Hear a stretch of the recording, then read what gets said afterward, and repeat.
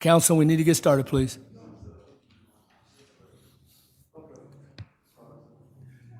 Are we live? Yes. Okay.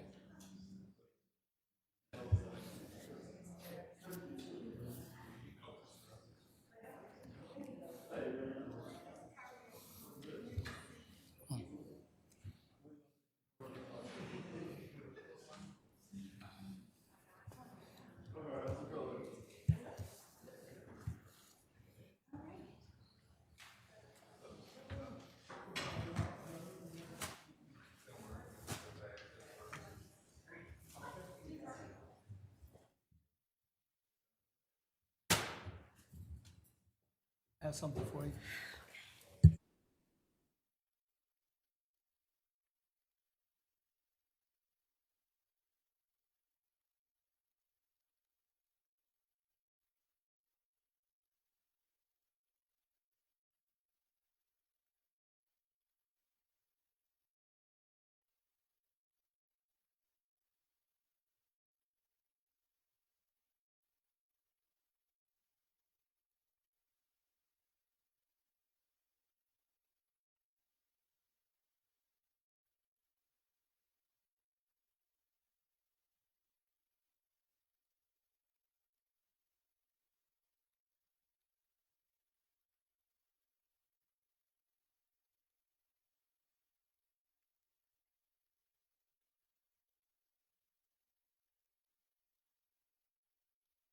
All right, ladies and gentlemen, I have 6:06.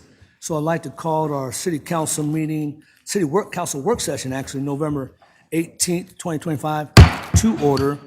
And please stand for the invocation. Connie Hambrick from Henry County Government will give this for us.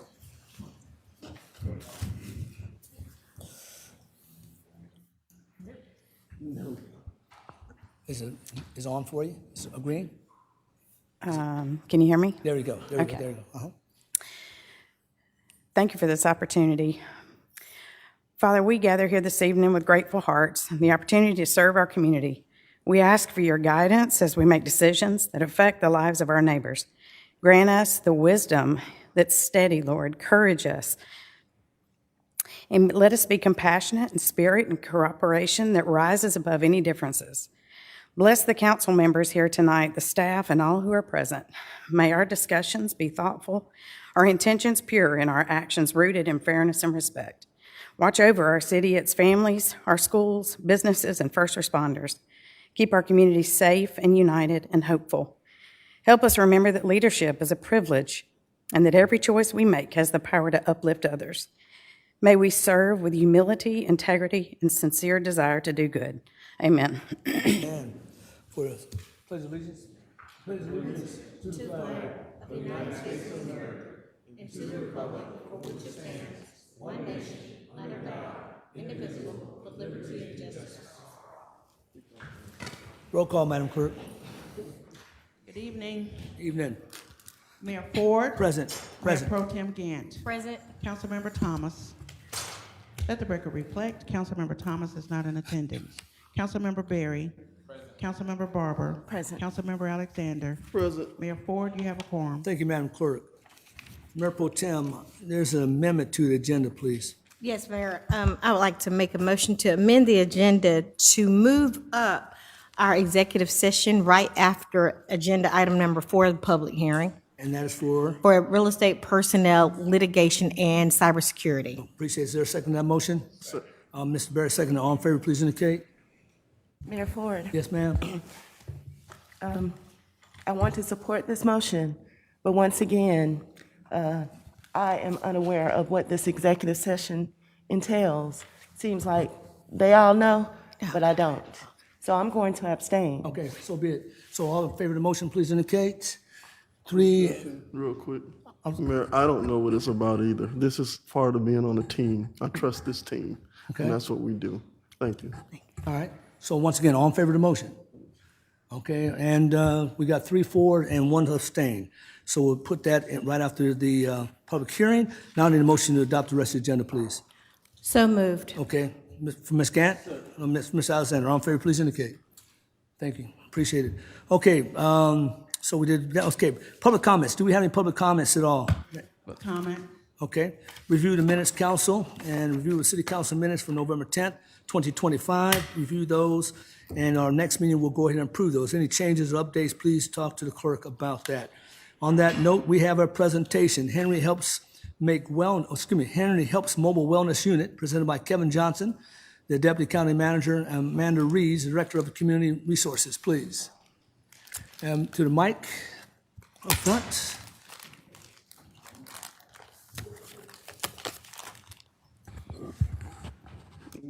Yes, sir.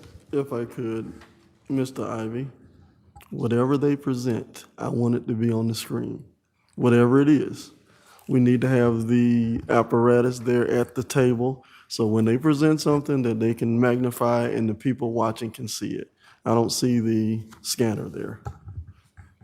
You don't want it? It's up on the screen. Okay. It's up on the screen. Well, they might have some documents that, they might have document. Do you have any separate documents? We just have exactly what's up You there, have, sir. okay, thank you. I know we have another apparatus there if they want to have something that they want to present. Thank you. Good evening, Good evening council to you as well. members, mayor. Thank you so much for the opportunity to speak before you tonight. We're super excited to share with you a new initiative in Henry County. My name is Amanda Reeves. I'm the director of the Community Resources Division of Henry County Government. It's a division of our government that has been in existence for the last 22 months. After COVID, our deputy county manager and county manager recognized that there was a great need for a lot of resources here in our community, connection to resources for our constituents. And they didn't have a department that was a single place of intake for individuals in need. So that is why the division that I'm directing was formed. And just wanted to give you a brief overview of what we do in that division of Henry County government, and then share a really wonderful up and coming initiative that's going to begin in the first quarter of 2026 to serve constituents in need in all of the cities within our county. So our mission at the Henry County Community Resources Division is to empower individuals and families to reach their full potential by providing accessible, compassionate support services that address their unique needs, promote well-being, and strengthen our community. Obviously, in every city within our community, there are people who have great needs for basic life-sustaining resources, whether that be food insecurity that a family is suffering, lack of the clothing that they need, lack of job resources, lack of educational resources, and especially lack of affordable housing in our community. Our division works to align each of those individuals and families with services that can assist them to meet the needs with each of those resources. An overview of our particular division, we established the Public-Facing Community Resource Center where constituents can connect with vital resources necessary to maintain a healthy and stable life for themselves and their families. So far, we've developed the Henry Helps app, which is now available in the App Store, the Apple Store. It's coming soon for Android devices. We're just waiting on the Google Play Store to review the privacy policy and make sure that it meets their legal requirements. And then it will also be available for Android devices. It's a beautiful app that has wonderful icons. Anybody can download it and see the icons of resources available. They can click on those icons and have a wonderful view of all the resources available within the community and within the metro area. And I've got the QR code for you later in this presentation so everyone can see that and download that app. Also, we have created a community pantry where families that we serve can come at any moment without an appointment needed. They can walk in, shop through the groceries that we have. We have personal care items, dry items, and we also offer some dairy products as well, gallons of milk. And they can come and get those for free at any time they're in need. So if you have constituents who have need for food immediately, they can absolutely call our department and we'll be happy to prepare them an emergency food box with anything that they happen to have need of. And then most exciting is the inception of our mobile wellness unit. A mobile medical trailer has been purchased and custom built, and it has 2 medical operatories, a waiting area, and a registration area. We plan to provide free primary medical care throughout Henry County in the underserved areas of every municipality and in collaboration with Hands of Hope Clinic and Piedmont Henry Hospital. An overview of the services that we provide in community resources would be assistance with emergency shelter. affordable housing connections, food and personal care items, utility deposit assistance, mortgage and rental payment assistance, credit and financial counseling, workforce readiness, elder care resources, child well-being resources, veteran services, behavioral health services, crisis intervention, astute guidance with any need that a family may have, and also charitable health care. So to move closer to the initiative that we really wanted to share with you tonight, we'll move toward the mobile wellness unit. We just have this cute little catchphrase, turning wheels into wellness. And this trailer, there's an example picture here. I'll show you, and then I'll go back. This is what it looks like right now. We're finalizing some beautiful graphics with sponsor logos. It's going to be really, really attractive. The inside here is one shot that we had. That's the hallway where the registration area is, and also a little picture of one of the operatories on the far side of that picture where patients can be seen. Each of those operatory rooms has a closing door, so it's very private, really nice, brand new, custom built. This is the floor plan, gives you a little bit better look of what's in there. And then I'm going to go back, tell you a little bit about how we're going to function with this particular mobile wellness unit. We have plans to have a weekly mobile wellness clinic across the county with specific attention given to areas with the least access to healthcare. We've had our GIS department look at a heat map of where the healthcare facilities are located in the county, and we're going to be transporting this trailer to the areas that have the least access on a weekly basis. We'll have every Friday of the week, of each week, we'll have a clinic set up in a different city at the same location each time to begin with. We're going to have a little trial period, 3 to 6 months, to see, where the most people are needing that help and if they come to the location we're established at. And we'll be on site at each location once every month consistently. So every 4 weeks, that wellness unit will be back in the location where we first saw a patient. Perhaps we did some lab work. We've been able to get them a diagnosis of a chronic illness, get them the medication that they've needed, and we'll be following up with them every 4 weeks in that same location. Our team plans to provide preventive screenings, immunizations, primary care, chronic disease management, referral to free specialty care, health education, and enrollment in prescription assistant programs on site. We can do all of that right where the trailer sits. We also connect residents to ongoing care and additional community resources they may have need of, in essence, turning brief encounters into long-term wellness connections. Our collaborative partners right now providing these services are Piedmont Henry Hospital. They are graciously providing all lab work and diagnostics for free to the patients that we see on this bus. And then Hands of Hope Clinic will be staffing the mobile wellness unit with licensed medical providers, administrative staff, and volunteers from their clinic, and providing ongoing referrals and care. How you can help. If anybody in the community would like to know how they can help us with this initiative, we just ask that you consider including us in your annual budget as we serve your constituents in your municipality. You can become an individual or corporate sponsor to help us reach more people in need. You can donate medical supplies. You can invite us to participate in your events. We'd love to bring this trailer out to the city of Stockbridge's events to set it up, let people know in the community what we're doing so that they can tell their neighbors that they actually have this resource here in Henry County. You could volunteer to serve alongside us in your city. You can work collaboratively with us as we seek mobile clinic locations within your city, and you can attend our fundraising events. In order to learn more about this division and all the services that we can provide, I've listed some helpful information here. We have a beautiful public-facing facility at the Public Safety Headquarters for Henry County Government. It's at 114 South Sac Kenton Parkway. We're open 8 a.m. to 5 p.m. every day. We accept appointments, we accept walk-ins. Anytime someone has a need, if they walk to our door, we're going to align them with what they need right away. We're not going to turn them away. We have an email address here that anyone in the community can email for more information. My direct contact information is listed as well. And then we also have this beautiful QR code, so anyone that's interested can download that app, take a look at what that looks like. And I think it's going to be a wonderful resource for all of the cities within our county. And with that, I'm prepared to take any questions you might have. Yeah, go ahead, please. Yeah, thanks. I appreciate the presentation and bringing us up to speed on this. So, what is your budget for the year? Let's say, what are you budgeted? That's an excellent question. I'm only in the 22nd month for this division, and right now my budget's right around $300,000 a year. Okay. Wow. Okay. So my question always with that is, of course, you need funding in order to do that, in order to make these things happen. Because operating in the nonprofit sphere, my phone rings multiple times a day. Can I get utility assistance? Can I get rental assistance?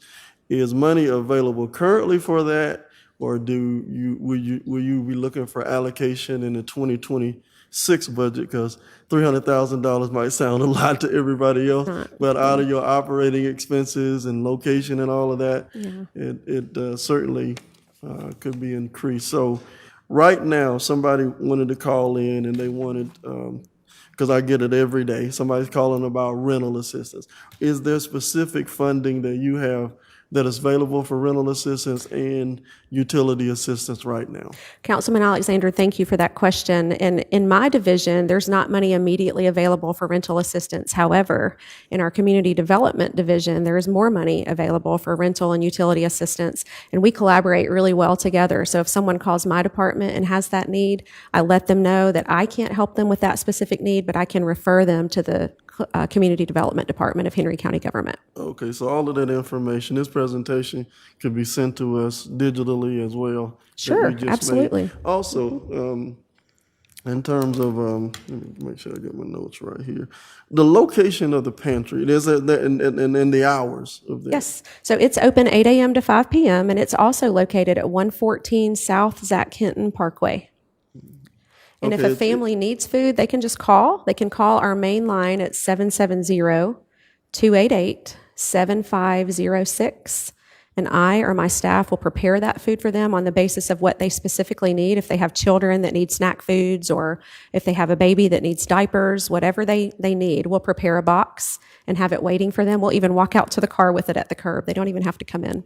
Okay, so this particular facility is located at 114, you said Zach Kenton? South Zach Kenton Parkway, yes, sir. Zach Kenton, and it's open from 8 to 5, Monday through Friday. Yes, sir. So if somebody just can walk up, the clinic will be open, it's going to be staffed. Absolutely. The clinic is not located at 114 South Zach Kenton. The clinic's going to be on that mobile wellness unit, but we are staffed every day, Monday through Friday, 8 a.m. to 5 p.m. Yes, sir. So for the pantry, they could show up anytime, Yes, 8 sir. to 5, and they will Absolutely. be taken care of. Okay, that's a good resource there. So Mr. Johnson, how you doing? I'm doing good, sir. Go. So what's our projected budget in 2026? So I'll be honest with you, Councilman, we're doing a really good job of bringing in community partners. Her main objective is to be that single point of entry to connect nonprofits that are providing a resource to those that are in need, not to be the service provider themselves. Okay. So our goal, and what she's been doing a great job with, from emergency sheltering with the hotel stays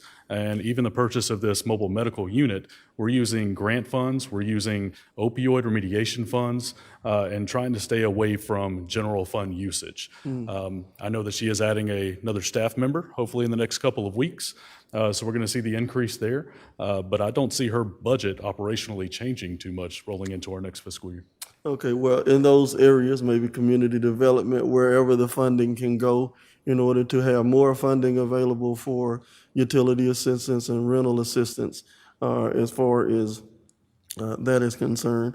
And let me take off my city council hat for just a second, okay? Yes, sir. As a nonprofit representative who works in the community, the pipeline is very tight right now. You've seen that when you handed out the food and how many people showed up. So whatever provisions that you can provide for not just my nonprofit, but all of the nonprofits out there, because this shutdown has literally devastated the food pipeline in every way possible. So whatever funding that any entity can provide would much be appreciated, because the lines you saw, we saw those lines every week for the last month, and our food inventory is depleted. Yeah.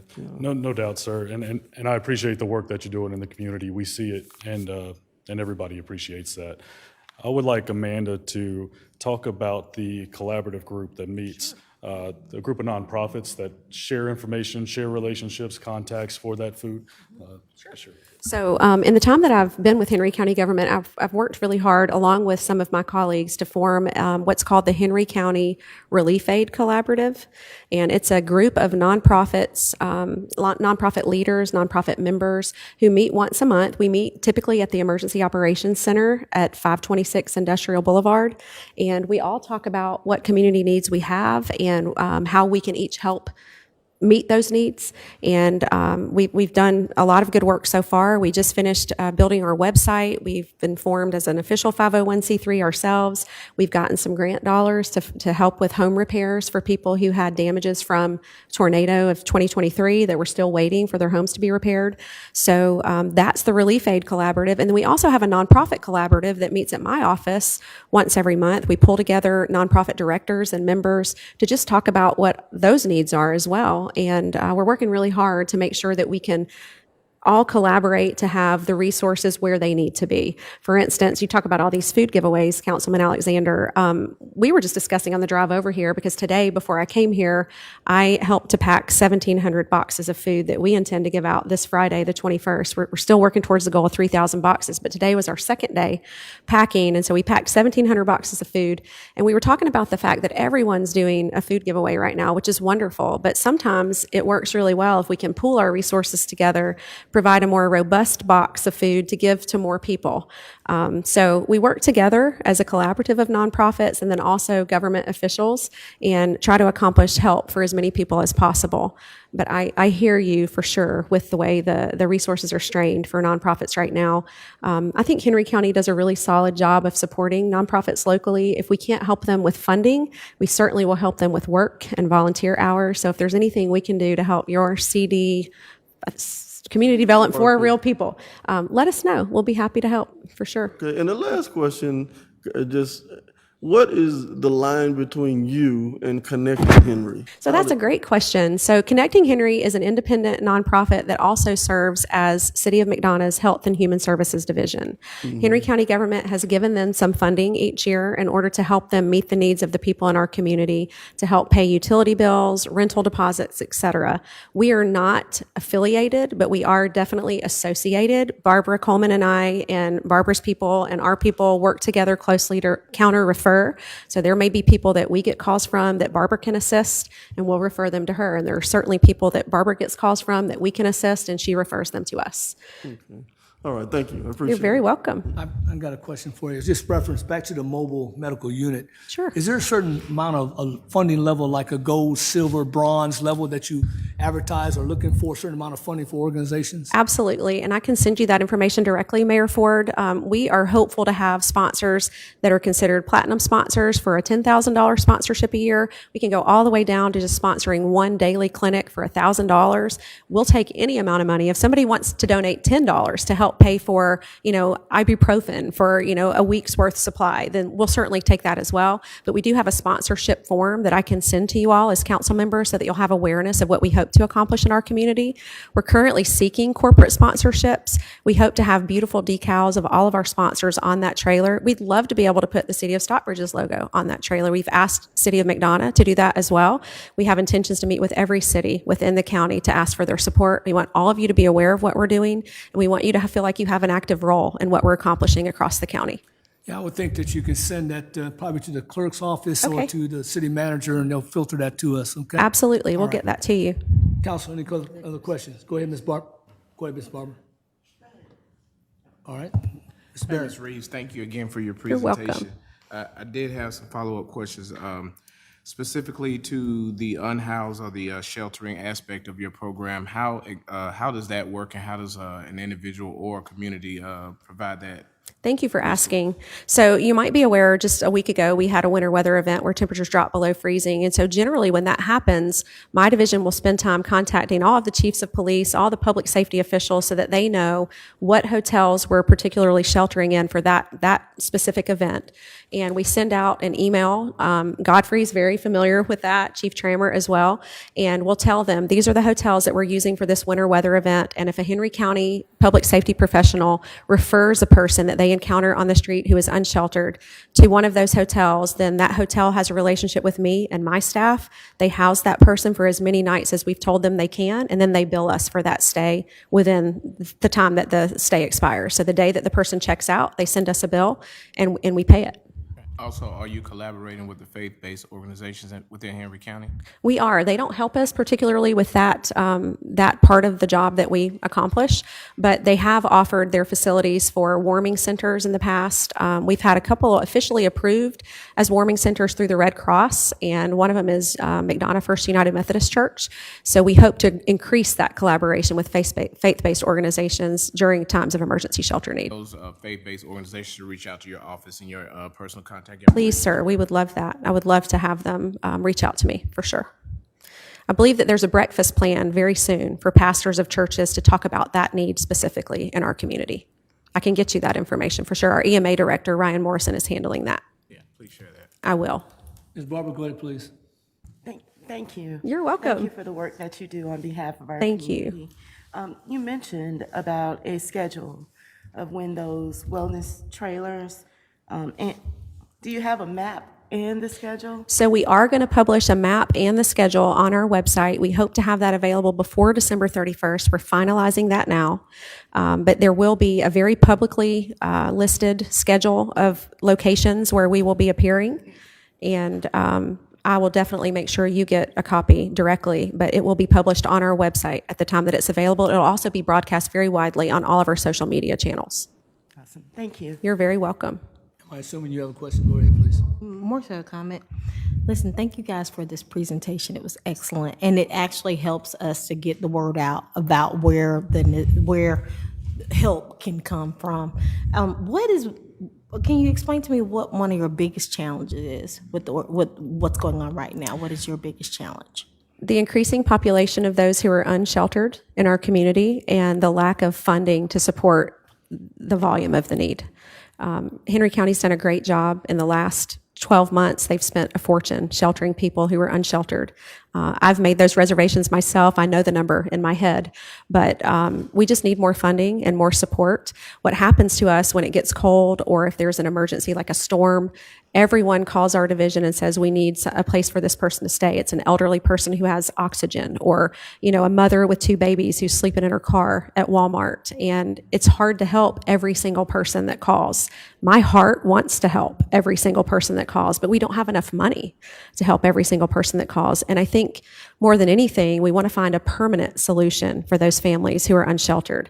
Putting them in a hotel for a week or 2 or even 30 days sometimes is great. But if they don't have credit to qualify for an apartment that they could rent on their own, or if they've had a prior eviction, or they don't have the money to pay the deposits for utilities plus the first and last month's rent, it's very challenging to find them a stable place to live that's affordable. Okay. And I heard you mention that you guys packed like 1,700 boxes of food recently. Yeah. Do you place that somewhere where we can get volunteers to come and help you on, like, if I'm free that day, by chance I can come down and help participate in that? Absolutely. So this particular session, we asked for volunteers for Monday through Thursday of this week, and then we have the giveaway on Friday. So if you know someone who wants to volunteer, I have a flyer that they can scan a QR code for, and they can sign up to help us. We're going to be packing tomorrow and Thursday as well, 8 a.m. to 5 p.m., and we're packing at a location that I don't want to give the name of, but I can certainly give you the address if you reach out to me. It's a very generous donor has allowed us to use their space, but doesn't want to be identified publicly. Absolutely. So are you selective at who you give the flyer to, or it's not something that you post publicly for help with? I'm just curious because we have volunteers. And, Sure. And then we have students who need volunteer hours. I just want to help where I can. So. I appreciate that, Councilwoman Gant. I'm sorry, you're Mayor Pro Tem. No, and I'm Councilwoman Gant. Okay. So we do post those on our social media pages. And anyone is welcome to sign up to volunteer. If you have any questions, if you come across someone that wants to help or a student that needs the service hours, they could certainly call my department as well, and we can tell them where we're going to be and when, and we can help them get those service hours.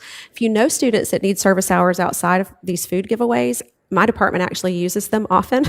We have them scan documents and get ready to shred documents, things like that. We've used students in the past couple of weeks to help us complete some projects in my particular division. Well, thank you. Well, I love this program. I think it's excellent. I want to promote it as much as I can. Years ago, I did a nonprofit mixer, and it sounds like that's something I would love to speak with you, and I'll reach out to you. Okay. Where we can maybe have something at the Romanders and get nonprofits and churches together. I did it one time before. It was really successful. And have you guys kind of help spearhead it with me where, for instance, one of the things we talked about and what I recognize is we'll have people provide food and people will come and pick up the food. But what about the people who don't have transportation? Yes, yeah. You got churches that deliver. You got other organizations who do different things. So if we can get all these nonprofits together, not just for this. I mean, there are nonprofits for youth. There are different types of things that we can put people in and get creative and just start mingling and talking. I think that ultimate goal of One Henry is finally like coming together. I see it, and I want to thank both of you for spearheading and being a great part of it. Yes, ma'am. Thank you for that very Absolutely. much. Mayor, I'd like to follow up. Go right ahead, please. Okay, certainly, what I would like to see us do is, as we're talking about forming the One Henry, Mr. Johnson, is break down the lines between the city limits and the county. The amphitheater sitting right there, got 700 parking spots. It would be a perfect location. If we don't have to just have them in unincorporated areas, IGA, whatever we can do to make sure that those facilities are available or those resources are available. The amphitheater is available, Merrill Manors is available. I think I can concur with the rest of the board up here. We'll say we will lean forward to do whatever is necessary to make sure that these resources are available to us. And we have a really good setup, right, Chief? For us to set up out here at the amphitheater and move those cars through and the traffic plan and everything. So I'm sure we could coordinate on making one happen here. So, Yes, sir. Council, any other questions? Anybody? I'll be in touch with you with that. I look forward to that, truly. Thank you for the presentation. Appreciate it. You're very welcome. Thank you for the opportunity. Please know any of you can reach out to me at any time. If you have any questions, I'm available to you at any time. Thank you very much. You're welcome. What's next, ladies and gentlemen, will be the consent agenda. Council consideration to approve the 2026 meeting schedules for the City Council, Municipal Court, Main Street Planning Commission, Community Zoning and Information Meeting, Downtown Development Authority, Citywide Development Authority, Ethics Board, Urban Redevelopment Agency, Public Facility Authority, Youth Council Advisory Committee, and Stockbridge Police Advisory Council 2026 agenda timeline and 2026 holiday calendar. And if there's no objection, then that would be considered approved. Yes, ma'am. Yeah, I was going to get to that next. I hadn't forgotten, but thank you. And the B element would be council consideration to approve the amendment to the Stockbridge Youth Council bylaws. Okay? Questions, concerns? I would like to know what that bylaws change was, and then we can go from there. We could keep it on the consent, but we need to know what that change is. It was discussed at the retreat where they wanted to increase the number of students from 15 to 20. Oh, okay. Mayor, I'd like to make a motion to approve the consent agenda. Second. Okay, all in favor indicate, please. Okay, so now it's decision. Thank you very much. Okay, what's next is a public hearing. Public hearing will be the second reading of the proposed FY 2026 operating budget capital improvements plan. Please mute all cell phones and electronic devices. If anyone wishes to speak tonight on a public hearing item, please fill out the form available on the table and hand it to the city clerk before approaching the podium. After each case is called, the council will hear from the city staff, followed by the applicant and their representative regarding the proposed plans for property along with or any other relevant information. The council will be free to ask questions at any time before the vote. Following the applicant, anyone who wishes to speak in favor or opposed to the case will have an opportunity to do so.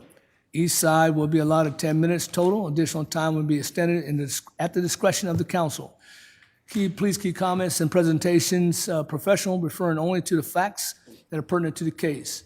We'll not allow comments of personal attacks toward any individual group. Please refrain from any applause or comments from the audience during the public hearing.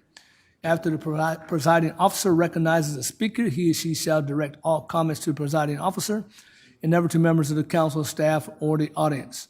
All comments will be made from the podium where you will be required to state your name and address for the record. Please note that these hearings are not a debate. Failure to comply will cause you to be removed from the chamber and building by law enforcement if you deviate from these proceedings. Other than the applicant, no person may speak more than once. The applicant may reserve part of his or her speaking time as rebuttal and may speak next and last and may use the entire 10 minutes allowed for the pro side of the application. If questions are raised, the council may ask the applicant to address questions and/or concerns. The presiding officer will call for a motion, second the motion, if any necessary discussion. If the matter is not tabled, the presiding officer will call for the vote and recommend approval and/or denial of the request. So this is the second reading of our proposed operating budget presented by Mr. Edmondson and Mr. Malazzi, please. Gentlemen.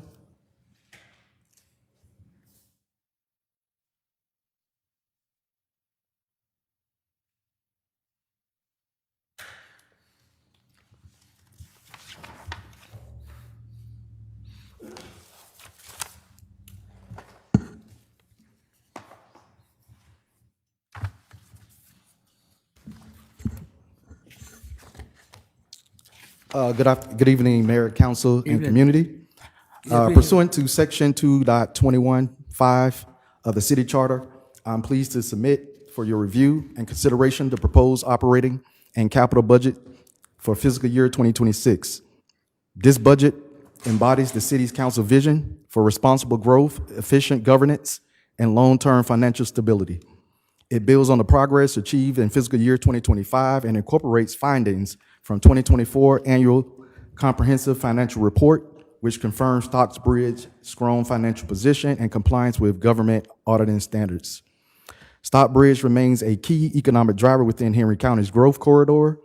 The city's population is estimated at 38.5 residents within the county of 250,000 people. Employment has risen more than 3% since 2023, while the unemployment rate has been held below 4%. Median household income has surpassed $80,000, reinforcing a strong consumer base and sales tax performance. Commercial activity continued to accelerate. In fiscal year 2025, First Watch Restaurant opened its first Stockbridge location, recording the fourth most successful grand opening and second best first week sales since the company's inception. This achievement not only enhanced our local dining and retail profile, but also signaled continued investors' confidence in the city's market potential. Anchors such as Costco Wholesales and Sprouts Groceries have similarly contributed to our commercial growth, complementing ongoing small business expansion throughout the corridor. Stockbridge's balanced fiscal philosophy, anchored in a millage rate of 3.77 mils, adopted in 2023 and maintained for 3 consecutive years, continues to fund expanded services without increasing the tax burden on residents. The fiscal year 2026 budget is balanced at $73,302,280 across all funds, with the general fund of 3.7 mil. This represents an 18% increase from fiscal year 2025, a total of $62 million. The following are key highlights of financial trends. We have revenue growth. Citywide revenues have grown since fiscal year 2024, driven by sales tax performance and new construction. Expenditure management, operating costs have increased at a sustainable rate of approximately 9% per year while expanding services. Debt elimination. The Stockbridge Amphitheater bond was fully paid off in fiscal year 2025, eliminating $1.2 million in annual debt service. We also have financial resilience. The city general fund balance remains above GFOA recommended reserve thresholds. With that, I move on to Mr. Malazzi's presentation.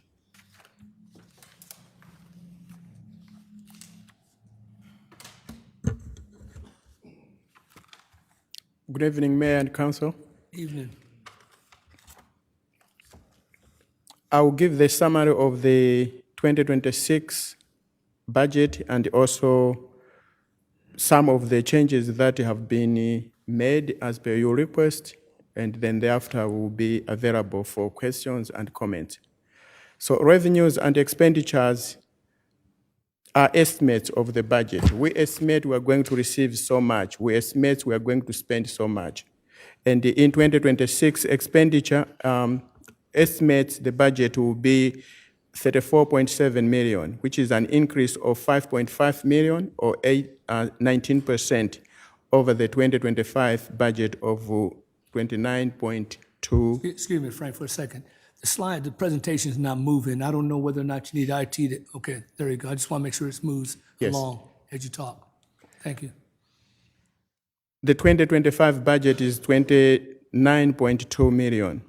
And the total proposed budget, that's a general fund plus other funds, it's a 73.3 million for fiscal year 2026 that is presented to council for consideration.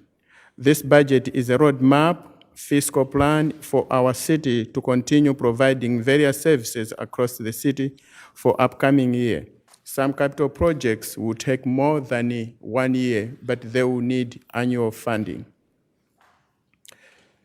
So this is a summary of the proposed general fund, which revenues is equal to 34.7 million and expenditures 34.7 million. That means general fund is balanced. Proposed total budget for all funds that include general fund, revenues is 73.3 million and expenditures is equal to 73.3 million, meaning that all funds revenues equal to all funds expenses, and that we have a balanced budget.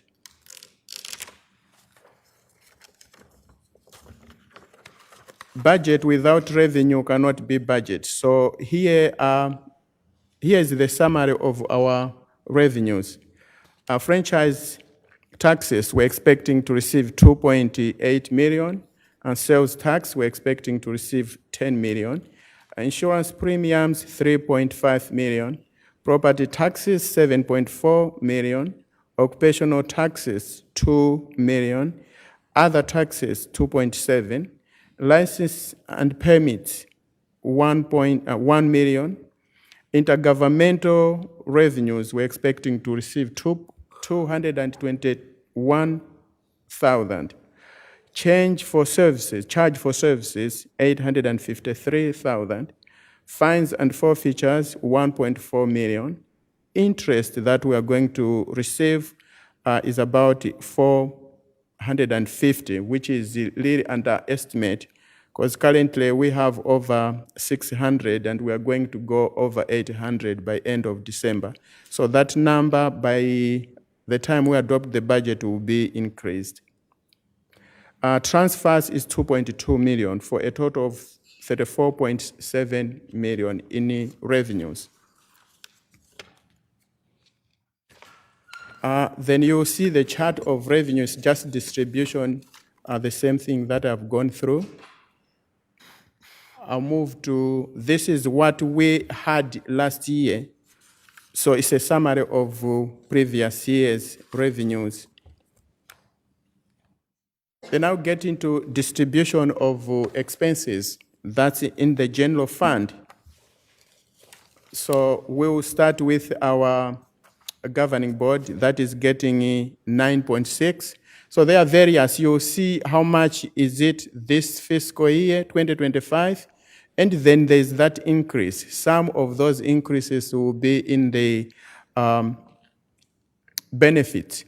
You have insurances, you have workers' comp. So, and then you have some staff may have had some changes. That's why you may have like 300,000. It does not mean that our governing bodies' earnings have gone up. That's not the case, but it's on the running costs. Then you have the city clerks is 527,000. 1 second. I'm Yes, sorry, ma'am. Mayor, if I may. Wait, What are you saying about the governing body? What are you saying about the increase? I thought we were changing that to take, what exactly is that $300,000 difference coming From now, it's about 300, and the reasons that I have itemized are those ones. Most of those ones will be in the health insurance that will be for the personnel. And then there are some areas, again, we have bumped up, like travel, training. Okay. Yeah, those are the areas. Okay. But not additional personnel? No, there's no additional personnel to council. Okay. Yes, ma'am. Through mayor and council? Mayor and council, yes, there's no additional personnel Okay. cost. Thank you. Then you have finance is 1.7, non-governmental, that's covering for all, there's no particular government. We pay services for all government, for all general fund, that's 1.9. We have business services, 227, and then we have information technology, that's 1 million. We have human resources. Human resources, the increase, as I said, the area is to do much with our general liability. The cost has gone up, so you'll see a big bump on that. And also, we have pre-screening has all been moved from various departments to human resources. Then we have government buildings. Then we have municipal court. We have public police department, public works, city events, parks, permitting, planning, economic development, Main Street, GIS, and the general funding. So it's not again attributed to one department, but they are from different departments. So with all that, those expenses are equal to 34.7 million to balance with the revenue that we have just discussed. Again, this is a chart for expenses, distribution of various expenses. Then this one is the distribution for other funds. On the other funds, we have, of course, we have general fund, which is our main one. We have general fund. We have some they don't have amount, but we have to itemize them because during the fiscal year, you may have some of the revenues coming in. Confiscated assets, you have property and evidence. You have Red Speed, which is our new fund. You have ARPA fund. ARPA fund will be finishing come December 31st, 2026. So we still have got general liabilities, or we have got money that was assigned to finish the projects, but there is no new funding for ARPA funds. Then we have grants.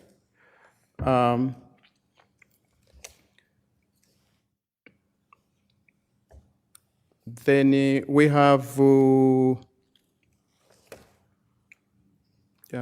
it's +5, +6, TIS plus, all those different other funds. Total, they add up to 73 million. That's equivalent to revenues that we have. Each one of these ones, they have corresponding revenues.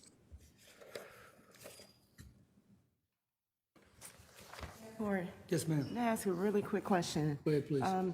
On this summary of revenues and expenditure slide, at the bottom for the Merle Manders, just looking at the 2024 and 2025 approved budget, I see a significant decrease Yes. in 2026. Can you explain that? The big decrease is the makeup of how it was made that the personnel was in the conference center. Personnel is supposed to be in events. During the retreat, I think I mentioned that we are going to move. Personnel ought to go to events. So that's the big decrease, personnel. Then we have Mayor and Council 2026 priorities.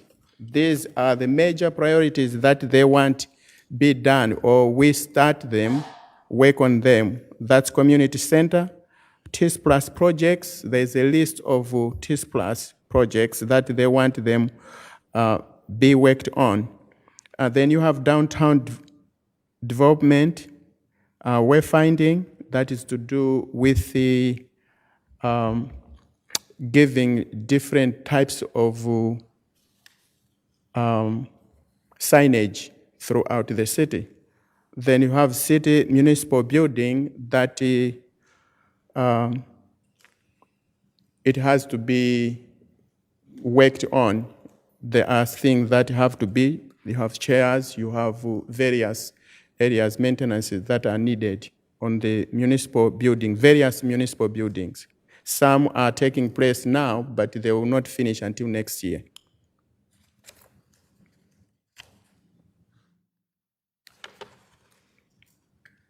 And some of the things, again, these are budget highlights. You have road sidewalk improvements to continue. They are going on now. Some are grant funded and some are coming from SPLAS 6. Then we have public safety enhancement, no increase in property tax millage rate. As you all know that since we started, it's still the same 3.77 mils.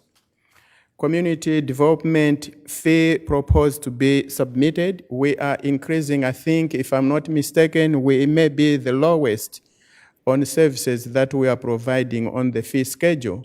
So instead of catching up, we want to catch it slowly, if that's it, Mr. Director, Community Development. So you will see a change for the services that we are providing. We may be the lowest in the community.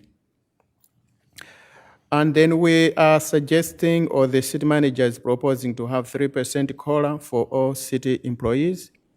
Public works, a new facility is under construction.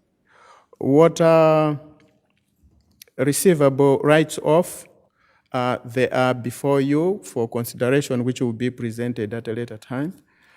And then you have cemetery improvement, credit card payment fees to be re-implemented or reinstalled. I think there's a presentation, I'll get into details on that. Then pay off GFA loan, about 800 something, that we are trying to pay actually, if possible, this year. With that, I'll ask questions. I'll be available, and the city manager, to attend to questions that you may have, comments. But at the same time, we addressed some of the questions that you had, and we expect to have some more until you pass the budget on the 8th of December. So we'll keep on working. It's a working plan available for you. I have something for you. In reference to the water receivables, if the meters are considered malfunctioning, I'm assuming that we're trying to repair them or getting replacements in for that. I'm assuming that. Is that right? You have here water receivables write-off higher due to meters malfunction. So water receivables write-off, that means we have, they owe us. They are supposed to pay us. But it's bad debt. We will never collect that money for several reasons. Some of those main reasons is our meters were malfunctioned. They were not working. Some is few of them, they have moved. We can't trace them. But the majority of them was for the malfunctions of our meter. So we will write off to say that if your debt is up to 90 days, beyond 90 days, the chances of correcting those debts are very limited. Not that we are not trying, we will send them out for debt correctors, but to receive everything may not be. So we are writing off 18,000. The only time we wrote off a lot, which was 45,000, was during 2022, during COVID. People did not afford. But 18,000 with how much we receive is normal. But it will be again in the next presentation.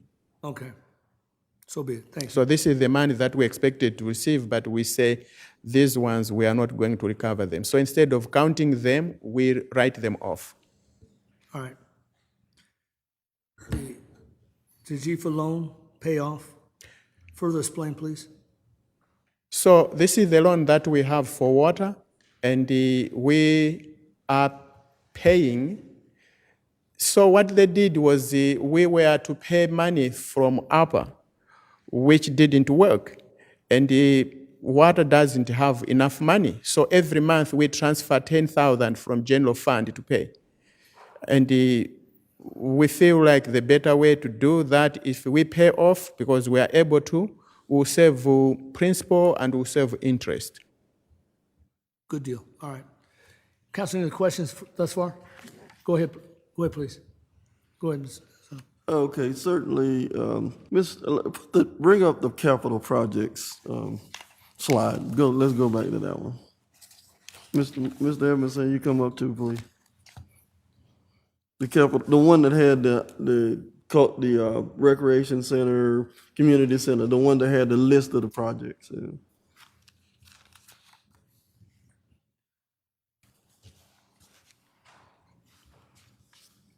That one right there. That one right there. Okay, as we review this right here, this is my thing right here. We got to get these moving. We got to get this particular entity moving.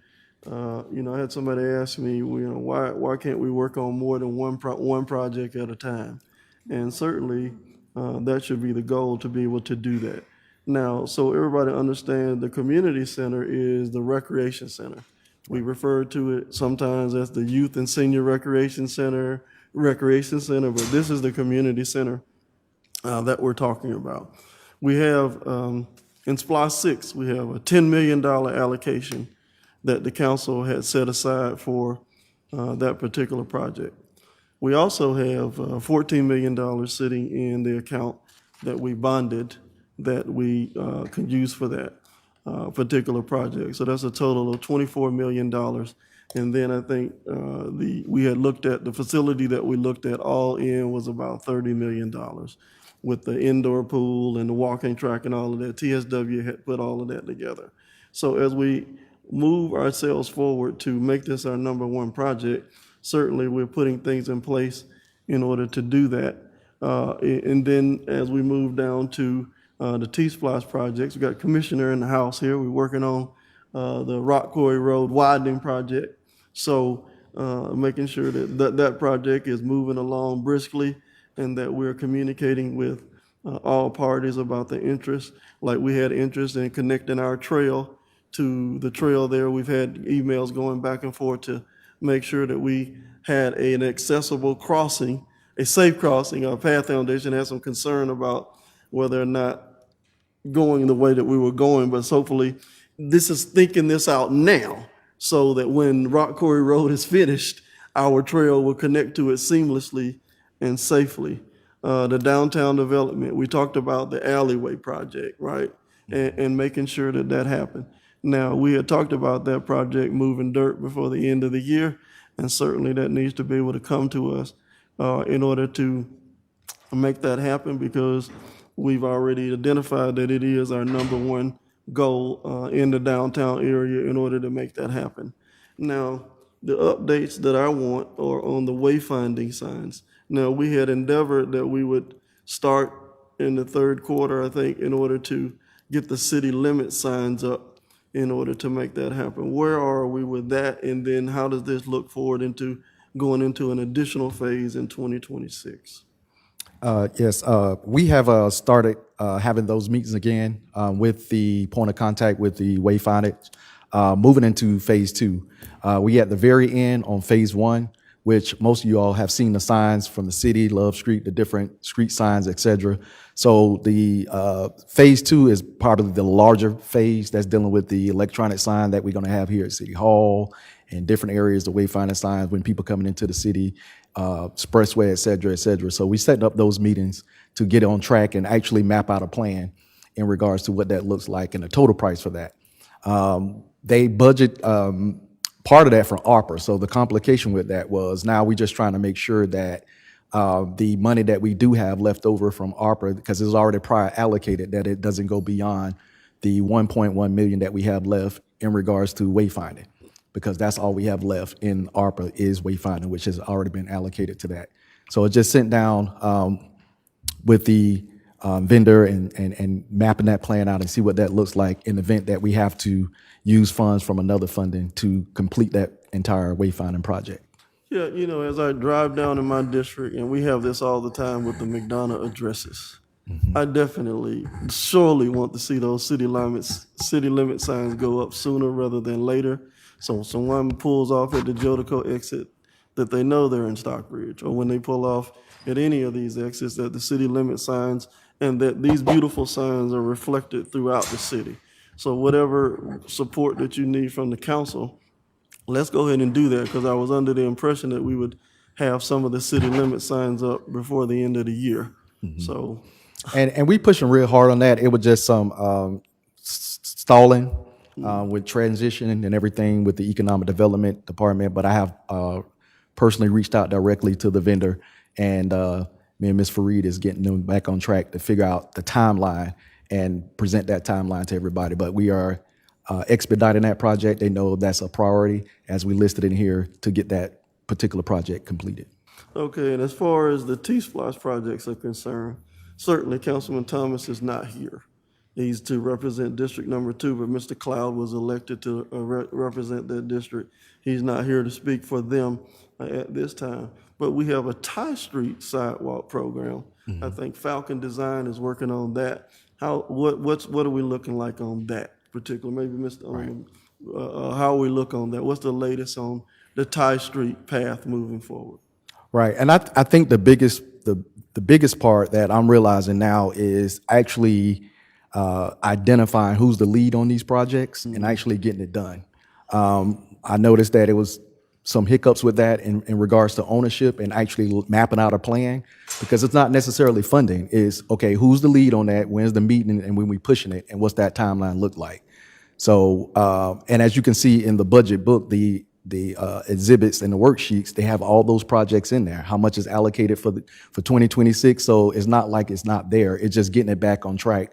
So I'm looking forward to the management analyst coming on there. That's their number one priority, is taking that list and creating timelines and milestones and briefing those milestones so that y'all are aware of where we are for each of those projects. But it's just taking ownership and understanding where we at with it, getting the right people at the table and pushing these projects forward, which is what we have been doing, and just identifying those key players and understanding where we at and getting our footing so that we can go ahead and push these projects forward. So the analyst is going to act sort of like the quarterback. Absolutely. Coming in there to make sure that Absolutely. we get the ball snapped before the clock run out. Absolutely. And that these projects are coordinated and they're moving along Right. down the track. Because the biggest part, I mean, we are more than halfway there, because at the point where you identify the project, you identify the funding, you get approval, it's go time. I mean, it's really on us, and we have to take responsibility and get these projects moving forward. That's why I'm trying to get the right people in place to understand who's on first, and, you know, who's lead, and let's get this stuff done and map out a timeline and see where we at. Because there's going to be times as we start rolling these projects out where we may have to shift to the left or right, depending on if we run into some issues where we require more funding or we have to pause. So, but those things are important in getting the project started, so that if you are running into some impediments, you have a plan of action to respond and get back on course. Right, and the other trail that the council voted on with fully funding was the Model Mile, which is the Brush Creek Trail, which is it's in Path Foundation's hand. I don't see Mr. Aaron here tonight, but certainly the council had allocated the funding.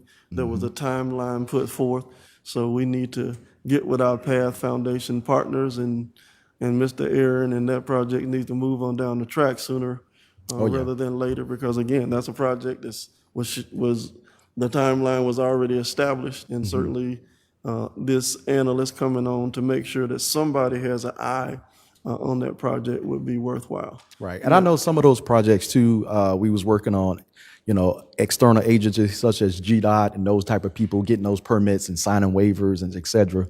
So I signed a couple of those permits and waivers, even for the wayfinding signs, depending on what's going on, which was a requirement from GDOT. So I know sometimes there's things outside of our control, but that's as far in between. So we just want to make sure that we look forward ahead and identify those things so that when they do come up, we prepared to respond and keep them moving. And my last question, Mr. Washington, can you come up?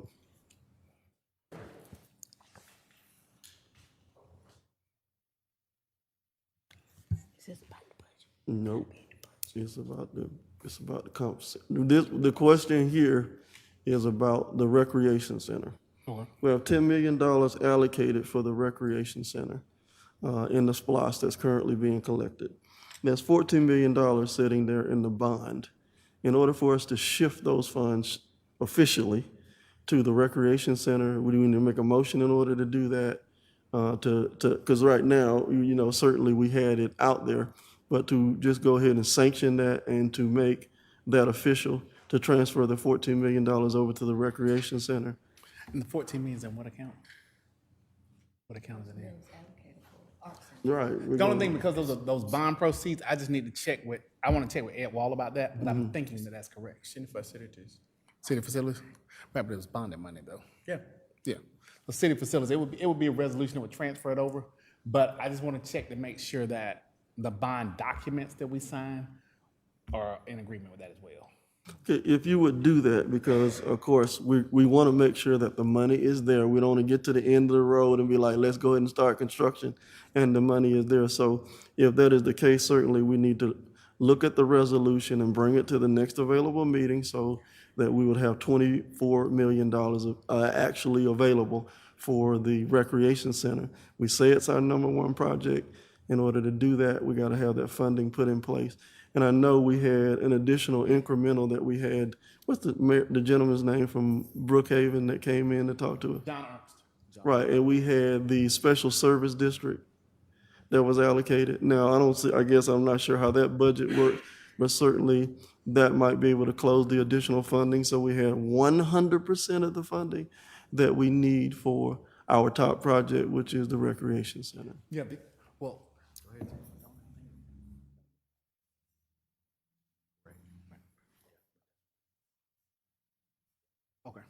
Okay, yeah, we'll be able to report back to council on that. But the 14 million, I will confirm with our financial advisor that it can be done by resolution without having to redo the documents. Okay. All right, well, if you would do that, because again, as we work toward this project, it's our #1 project, in order to make substantial progress on it. And Mr. Edmondson, we certainly need to, TSW did the original Yes. work on it. I met with them already, looked at the plans, looked at everything, make sure everything was still there. I think the biggest thing was actually, I don't think we have it formalized the actual location. And I know that it was proposed several different locations, but I think they narrowed it down to Burke Street. I believe so. Right there that where the area. Old Cultural Arts Center was, and because the current location that we had, certainly I think from talking to our county partners, and we were trying to get them to partner with us, they were not going to have, that Ty Street space was not going to be sufficient. Right. So I appreciate that. So let's Right, make so- that our #1 priority, and let's go ahead and work on that if we We'll would. do a resolution on that too for the location. Okay. Yes, sir. Ms. Barber, go ahead, please. Thank you, Mayor Ford. You're welcome.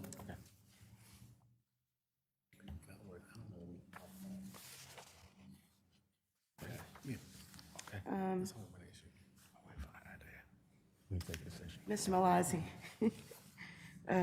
thank you. And Mr. Edmondson, thank you for the presentation. I know at times it's like a thankless job, but I just want you to know that I see you, I hear you, and I appreciate you.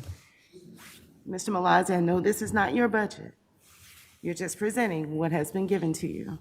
But unfortunately, I still have to ask these questions, and they're all for the record, Ms. Holliday. Okay, during the first reading of the proposed FY 2026 budget, I submitted a series of questions to the governing body, the city manager, city treasurer, city clerk, and the city attorney to be submitted to me regarding a number of general ledger line items. I also cited the city's charter, section 3.04-060, that requires job descriptions, the pay and classification report, and organizational chart to be attached. Yesterday afternoon, only partial responses were submitted. There was no response to the request for the list of items surplused in 2025 and the revenue received for the sale of those items. There was no response to the request for the marketing plan for the Merle Manders Conference Center to increase revenue. There was no response to the request for a building and maintenance plan. There was no response to the request for a sponsorship plan to offset the cost of concerts and free city events. There was no response to the request for an updated or status of the Assistant Public Works Director or Engineering Services to reduce costs. Under Human Resources, as required by the Charter, Section 3.04-060, all new positions require a job description, org chart, and pay and classification. Please submit the job descriptions for all new positions, a full and complete organizational chart and pay and classification report for the city's FY 2026 budget. There was no response to the request for the list of all 2026 salaries for current, new, and reclassified positions. Under events, there was no response to the request to explain why the events department staff salaries have more than doubled from $293,207 in FY 2025 budget to the proposed FY 2026 budget request of $667,758 just for salaries. Under planning and zoning, the council was advised that the UDC update would take place in 2026, not 2025. Therefore, the $100,000 budgeted in the FY 2025 budget could have and should have been allocated towards City Council District 4, as I requested a master development plan or studies for the district in which I am duly elected to represent. Under permitting, General Ledger line item number 100-72200-523-850 for personnel services has $112,000 budgeted for FY 2026. The response submitted was that the funds would be used to purchase defibrillators, first aid kits, and pay for fire inspections for buildings throughout the city. The account coding needs to be corrected. Under GIS, there is one position on the org chart, the current org chart, that was submitted by Community Development. Again, $8,000 has been budgeted in the FY 2026 proposed budget for uniforms. I'm sure this is an error, just needs to be corrected. Under police, General Ledger line item number 100-32100-523-940 spent less than $1,000 on postage for 2025. However, there is a $17,500 budget for 2026. There was no explanation submitted. Under the amphitheater, this is the second reading of the proposed 2026 budget, and the amphitheater budget of revenues and expenditures remains zero. There is a contracted general manager position that was posted with no salary referenced, and the duties are responsible for the overall leadership, management, and operation of the amphitheater.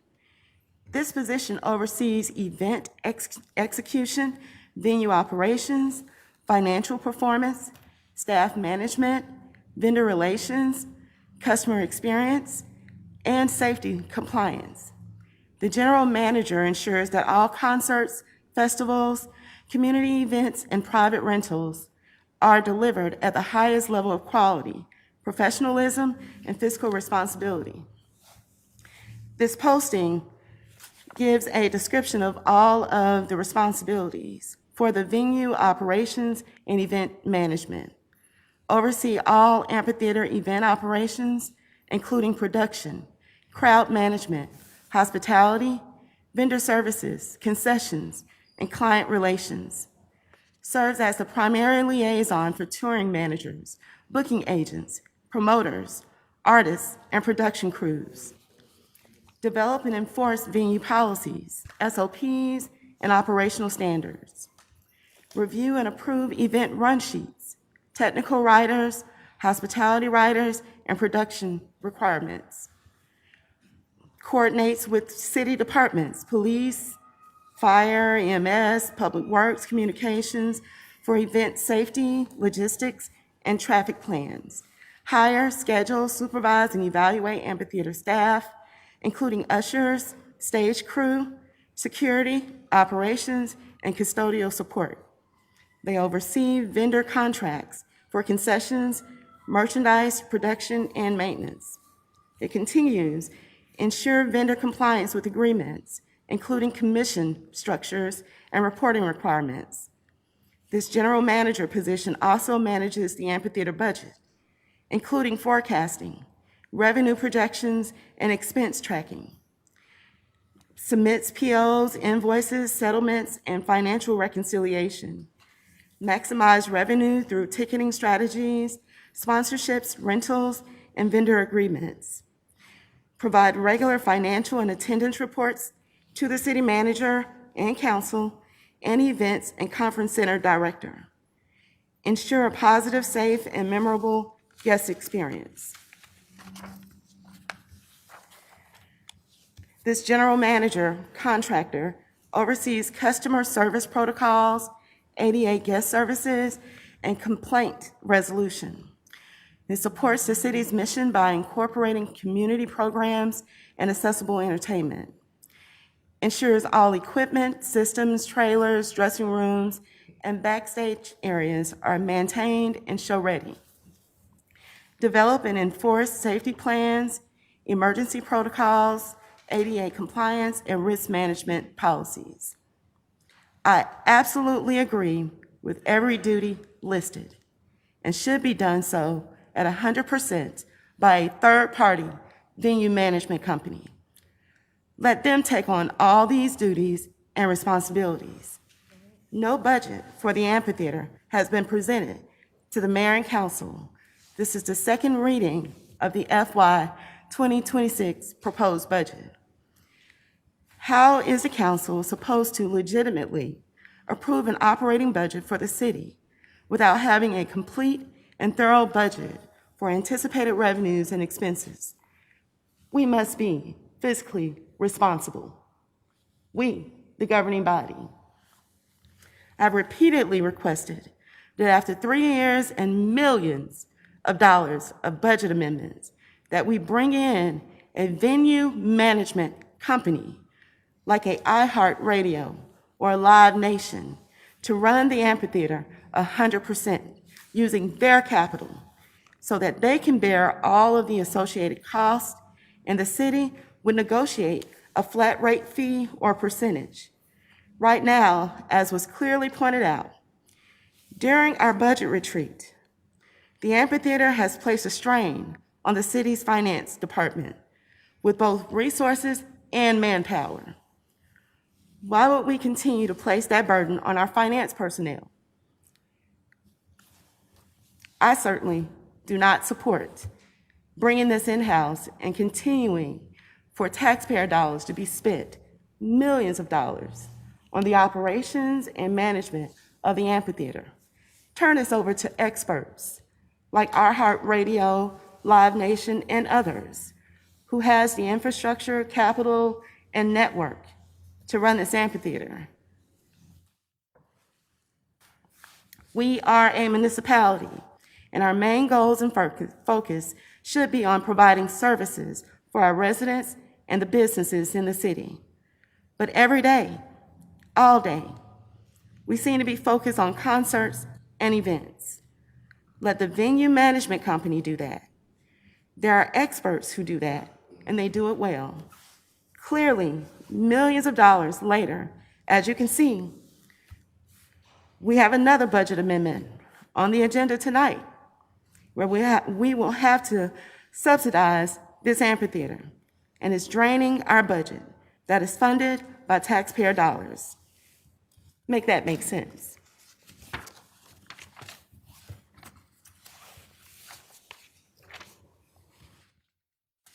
Under Public Works, additional positions were requested and approved for 2025, making the department fully staffed. Personnel Services line item number 100-42200-52380 for 2025 year-to-date is less than $20,000, and yet $100,000 has been budgeted for 2026. Please explain. The city has multiple contracts for engineering services, and we talked about engineers and engineering services in great lengths during the budget retreat, and whether or not the city hires an assistant public works director with an engineering degree. And I believe Mr. Aaron confirmed that we have engineering contracts for public works and for community development department that uses engineering firm.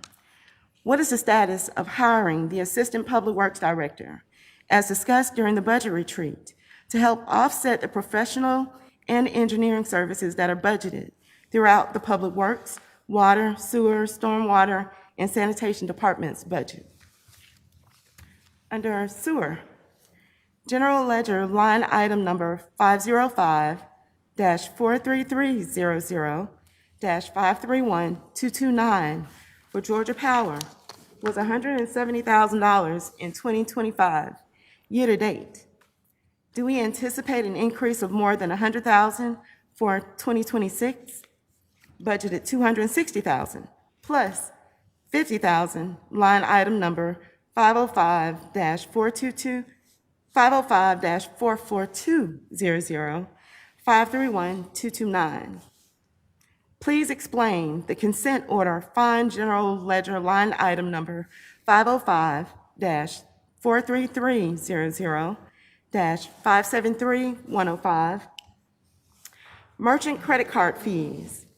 Per Mr. Malazzi, the city will no longer absorb the credit card fees, and we should not budget $40,000 in general ledger line item number 505-43300-523-902, or $35,000 in general ledger line item number 505-44200-523-902, or $7,000 in general ledger line item number 510-52500-523-902.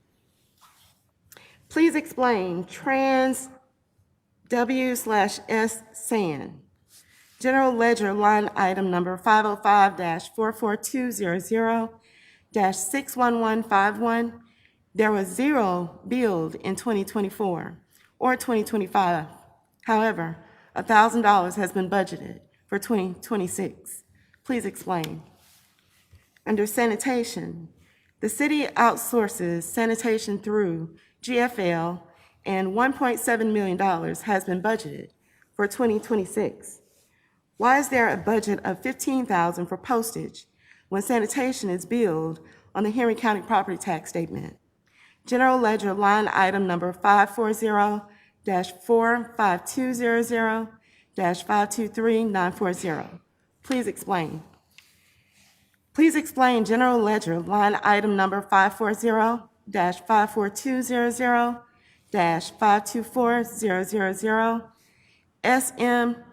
SWMP, cost JT.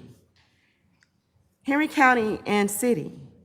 In 2025, the approved budget was $1,096, and $45,000 has been budgeted for 2026.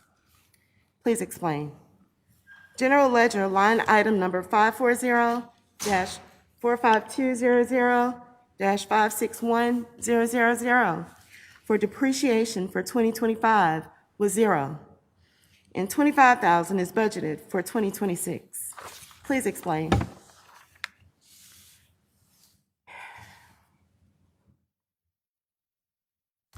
The amphitheater. There is no funding or revenue for the amphitheater for 2026 in the budget that was presented.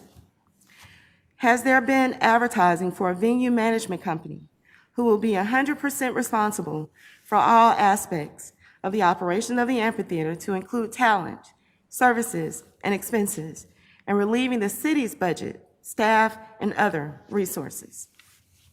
Merle Manders Conference Center, General Ledger line item number 555-15650-542502, miscellaneous has budgeted 0 in 2024 and 2025, and $64,000 has been budgeted for 2026. Please explain. Capital Improvement Plan. Please update the spreadsheet to where it is legible and we can read it. The City Council approved several vehicles to be purchased in 2025 for PD using Red Speed and Public Works using SPLOST. And we just approved roof repairs, etc. However, the capital report attached to the 2026 budget shows the funding source as general fund for the purchases in the 5-year plan.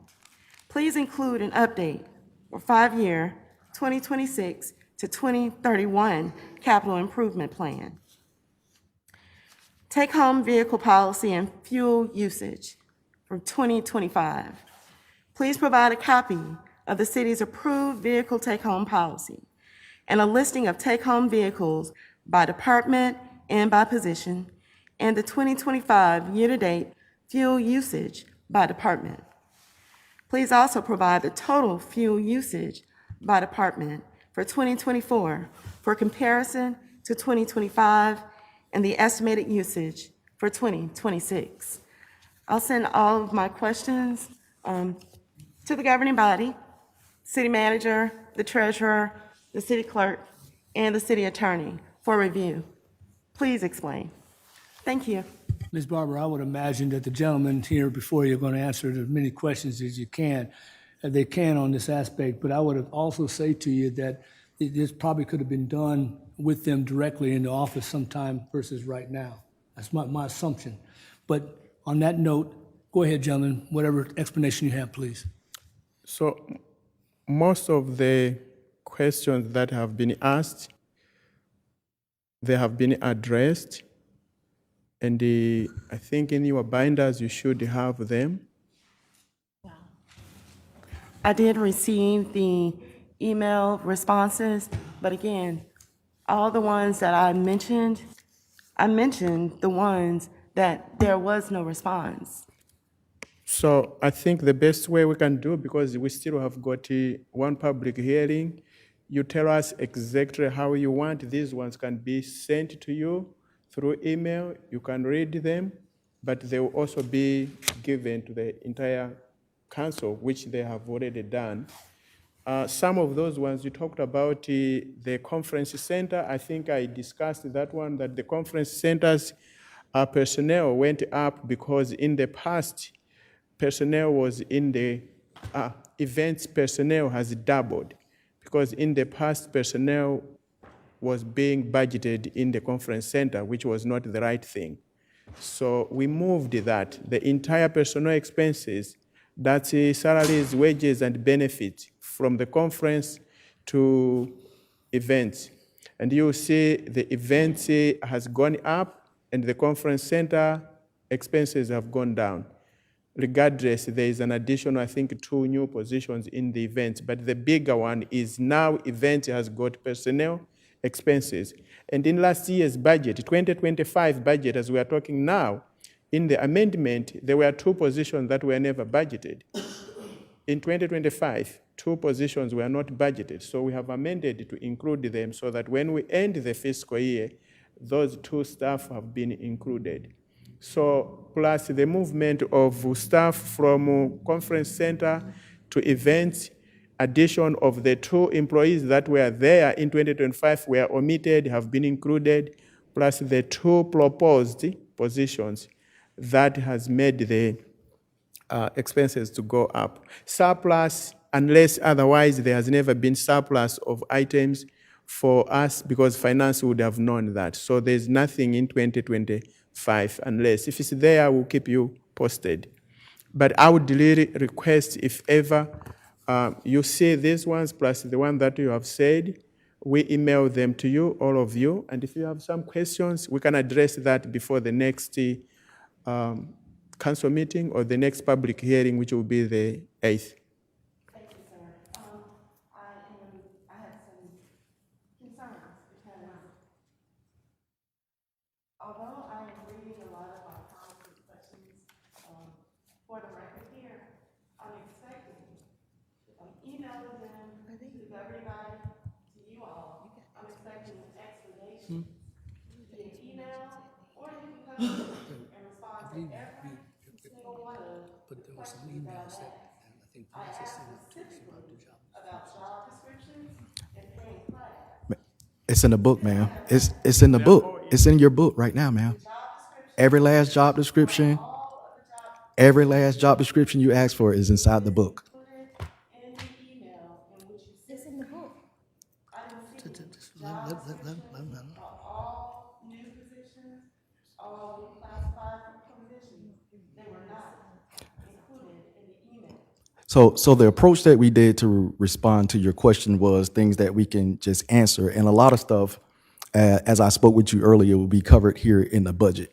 So everything you asked for, we have responded with answers. Now there are some additional questions that we can definitely talk about and go a little bit more in detail, specifically about the amphitheater, because there's not a lot of information about the amphitheater. And what we intend to do is have a separate presentation because, again, the amphitheater is an enterprise fund, right? It's not like a separate, it's not like a general fund item like that. So it's a separate conversation that we should have around that. Our approach, and we trying to package up what that will actually look like for 2026 to include scheduling, personnel. We supposed to bid those positions out that you said, and that was part of the response as well. All those positions that you talked about, we're going to put them out there to a RFP out there so that we can solicit some information back from that. We also did that for the general manager position already. We actually got 5 respondents back. We have portfolios. We have that package. But I didn't want to piecemeal it. I want to do a separate presentation specifically for the amphitheater so that we could go over these things and address a lot of the concerns that we had before so that we're not repeating the same thing. Also, the approach to the amphitheater, and I know you say we talked about it in the budget retreat, which we did. We heard different scenarios in regards to the amphitheater, one of which what you said, hey, having somebody completely take it over. We had other council members weigh in saying, hey, look, we want to kind of maybe do a hybrid thing, have somebody that's an expert in the field of general management that goes out there and solicit talent and contracts and vendor management, et cetera, but also keep it in-house to have somebody over that person so that reporting and we getting timely reports and accurate status and transparency. So you keep that in-house instead of depending on a contractor to provide that information. So the approach that we try to take for 2026 is a hybrid model that capture that, right? Have that contracted person that's on the outside that go get that talent that is an expert in that field, but also keep it in-house in regards to oversight and transparency. So that's the approach that we are taking for 2026. But we are preparing a full briefing on the amphitheater itself to have us pay attention to before the budget is adopted. So that's the plan for the amphitheater itself. But everything else regarding, I know you hit a lot on about the positions, but that definitely in your book, every job description that we added is in there to include the payout, the pay scales, everything that you asked for is inside the book. Yes, ma'am, the marketing plan was also in there. We list about 10 different companies. Let me see that sheet. Mm-hmm. We've also the marketing plan. There was nothing attached. I don't know if that was an error in forwarding, but there was nothing attached. So, listen, all I want is thorough answers to all the questions that I asked and the information.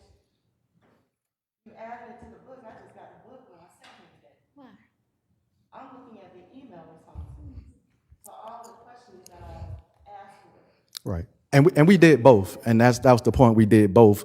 But also, if you recall, when we requested these new positions, we did say that it's going to be a part of the 2026 budget because that's the proper way of doing it, adding those job details and all those things that we talked about. The whole point for getting pre-approval is so that we can understand the budget and the direction that we're trying to go, just to make sure we're able to cover those positions. But of course, we included it in the book as part of the budget presentation for approval.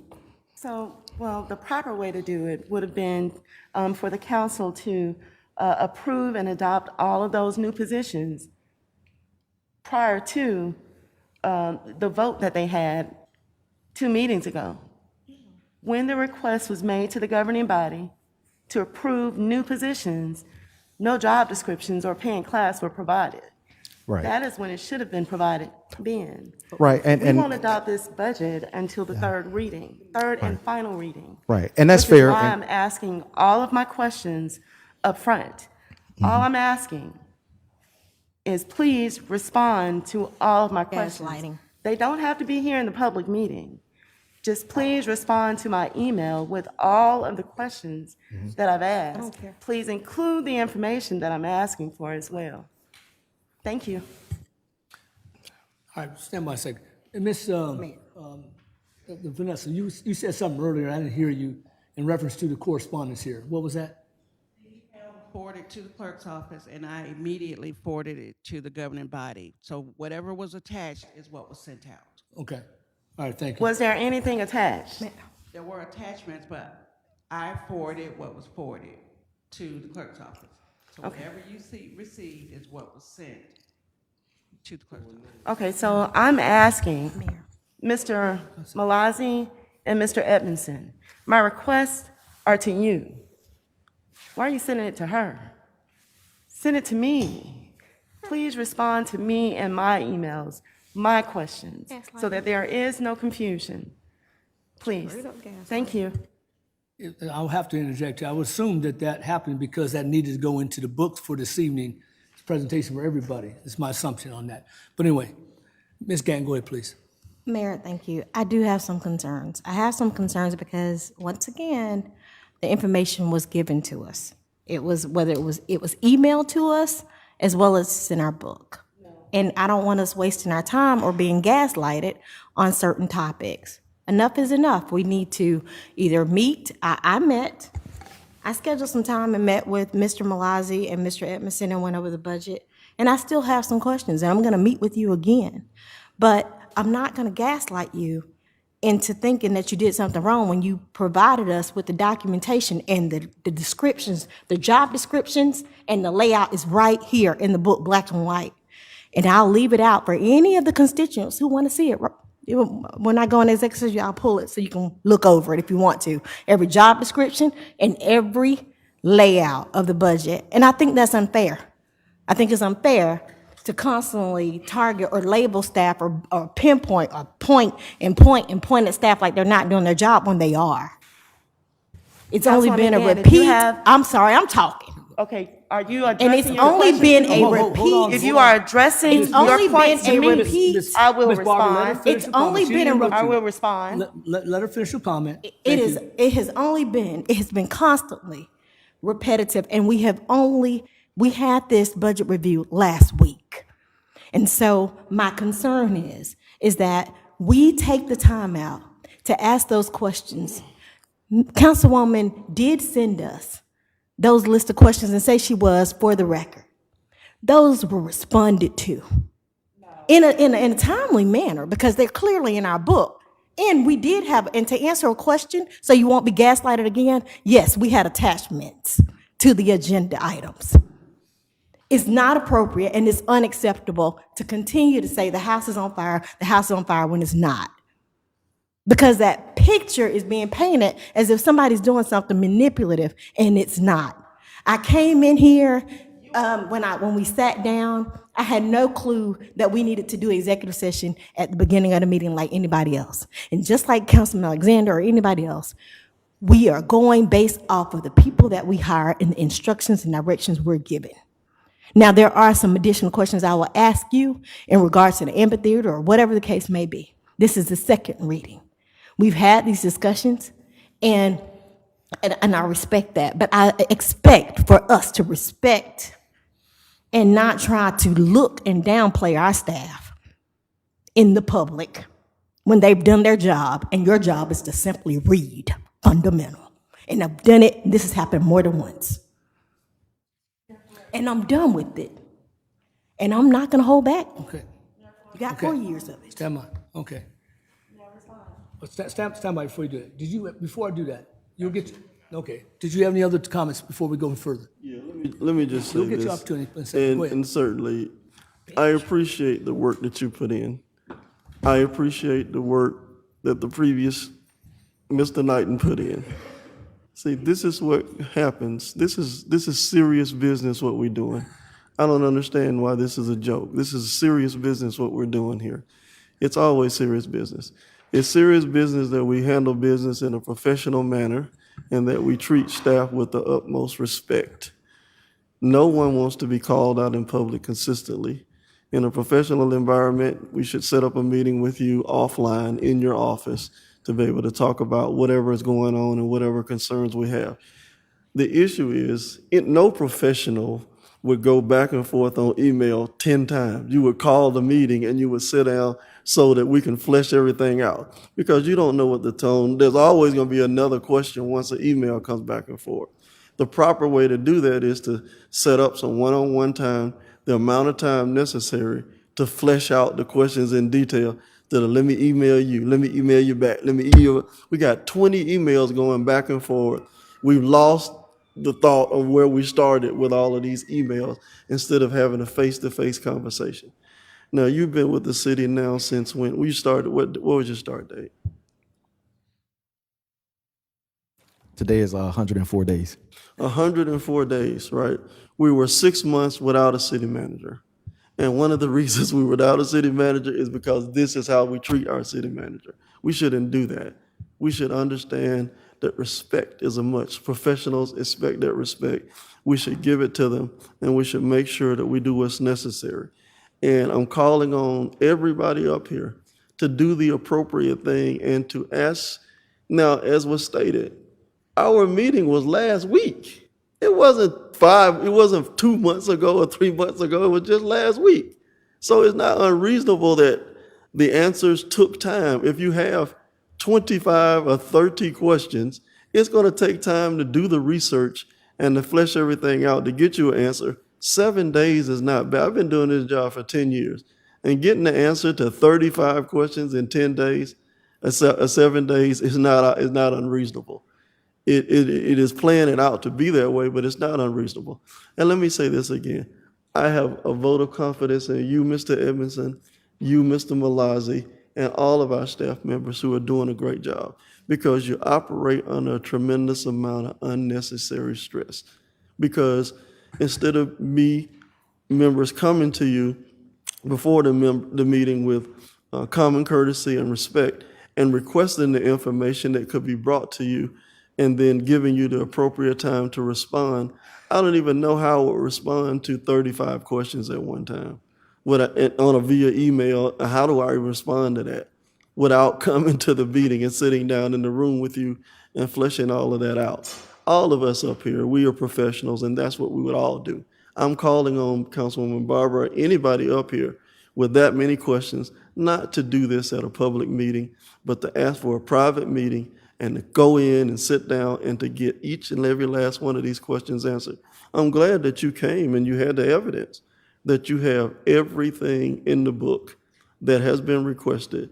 And sometimes it's like we got the answer, but we don't like the answer that was given. I can't ask for the answer and then say, expect the answer to be the answer that I expect. I might not like the answer that I'm given sometimes, but that's just how it is. And then there will be another series of questions that'll follow up with that. So let's try to make sure that we have mutual respect on both sides of the dais and that we endeavor to understand that the citizens have invested time here. I see my constituent, Mr. Fritz, is sitting here tonight. He decided to come down tonight to see what his city government was all about. This is what he's witnessing. This is not, I apologize for you coming to see this because this is not what we do and this is not how the city ought to operate. It should be handled in a more professional manner and we would treat our professionals with respect. And that's what we should all do. And that's what the city charter calls for, right? It It is does. a violation to come up here and to castigate somebody in public over the dais like this. We're supposed to do this behind closed door because personnel matters are supposed to be handled that way. And we've gone into areas where we're questioning the professional ability and the ethics of the staff, which is not something that we ought to ever do. So I apologize on behalf of this mayor and council, and we should all do better. Thank you. All right, Ms. Barber, last comment, then I'm gonna go into the Okay, public make hearing. sure you say that to the other council members. You tend to always want to check me and let me know this is my last time speaking. Because well, go ahead, please. My comments are not directed to you, Mr. Edmondson, Mr. Malazi. You can only do what you are being allowed to do. My comments are directed to every member of this governing body. The dysfunction and chaos that you see in our city comes from members of this governing body. I don't need to schedule a meeting with any staff member. What I do expect when I send them questions that they respond, what I expect is that member of this council will stop interfering. That's what I expect. I expect that members of this council will allow staff to do the job that they've been hired to do without repercussions, without retaliation, without fear of losing their jobs. What I expect is that members of this council will stop interfering with the operations of this city and the financial aspects of this city. That's what I expect. I don't need to have a one-on-one conversation with Mr. Malazi or Mr. Edmondson regarding a list of surplus items for 2025. They can just respond in the email.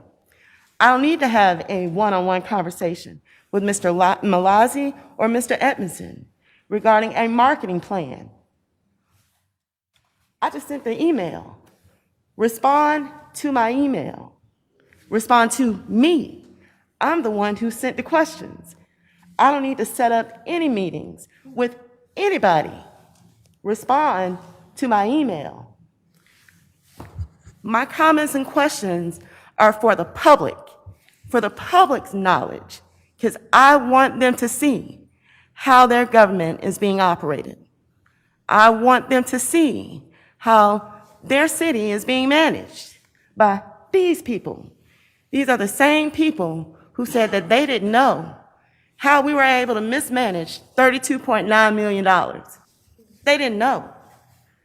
When it comes to me, I'm going to provide the proper oversight. I believe in accountability. Every single one of you. And you too, Ms. Holliday and the city attorney. Every employee of our city, I believe in accountability. Absolutely. Am I disrespectful to no one? Me simply asking questions is what's upsetting some people. What I want is respect in return. What I want are answers to the questions that I ask. If I ask the questions, please respond to me respectfully. I asked regarding two zoning items in my district. I called and asked about two zoning items that are in my district. They're being heard on the same day as my community Point of order, forum. Your Honor. So when you talk Mayor. about calling staff and having Point of conversations with them, What's your point and of how order? staff is being This used. is, we're off the how- topic. Please It has stop nothing talking to do over with me the while I'm budget. talking. I did a did point not of interrupt order. you when you were speaking. Stand by a second. When I asked staff about deferring those two items Point of to order. a planning commission meeting in December, I asked because those two items are on the same date. Point of being order, heard by Your- the planning Mayor. commission What is your on the point of same order? date as my community My forum. point of order is If that that this ain't has nothing to intentional, do it with the is. budget. You can stop. That's not interrupting me intentional. It while has nothing. I am Okay. speaking. I just did a point of order. This Maybe you should is- learn Robert Rules of This law. is a direct Point of order example that how this this has nothing how to this do with the council budget. used I hear your staff. point of order. I hear your They point of order. use Thank you. staff to I hear your- manipulate Gaslight. I hear your them point of order. and Thank you. have them doing things that they shouldn't do. Stop interfering. Allow staff to do their jobs. Allow them to do their jobs without you all interfering with them. So you can get up here and try to make the public make it appear as though, oh, I'm disrespecting staff. I absolutely am not. That is you and your gaslighting. No. Master manipulators. No. We got 2 of them on this council. Mayor, Okay now. Master manipulators. point of order. Oh, I stand by, asked for stand by. questions. I asked for answers to my Ms. Barber. questions. I'm going to send Mayor. them. I'm going to email them to the governing body, the city manager, the Mayor. city treasurer, Stand the by, city please. clerk, the city attorney, just like I did the last time. I'm expecting answers directly from staff, not them just putting it in the book. Please respond to me and my questions. Thank you. All right, now, on that note, we will open up this public hearing. I need for folks that have approval for the public hearing or approval for, for the budget for this public hearing. In my far left, anybody wants to speak in my far left? Anybody in the middle? 4. Anybody on my far right? 4. Seeing none. Anybody against any comments that were made in the public hearing for the budget? My far left. In the middle. Far right. No comments whatsoever. So I will close out this public hearing, and we have the next hearing on December 8th, and we'll go forward with that, that hearing and approval on that date.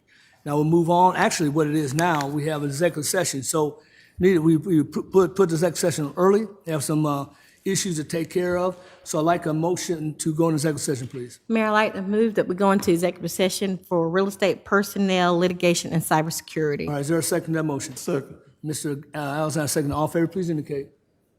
Okay. All opposed? Abstain. 301. Ladies and gentlemen, we're back. We're going to executive session.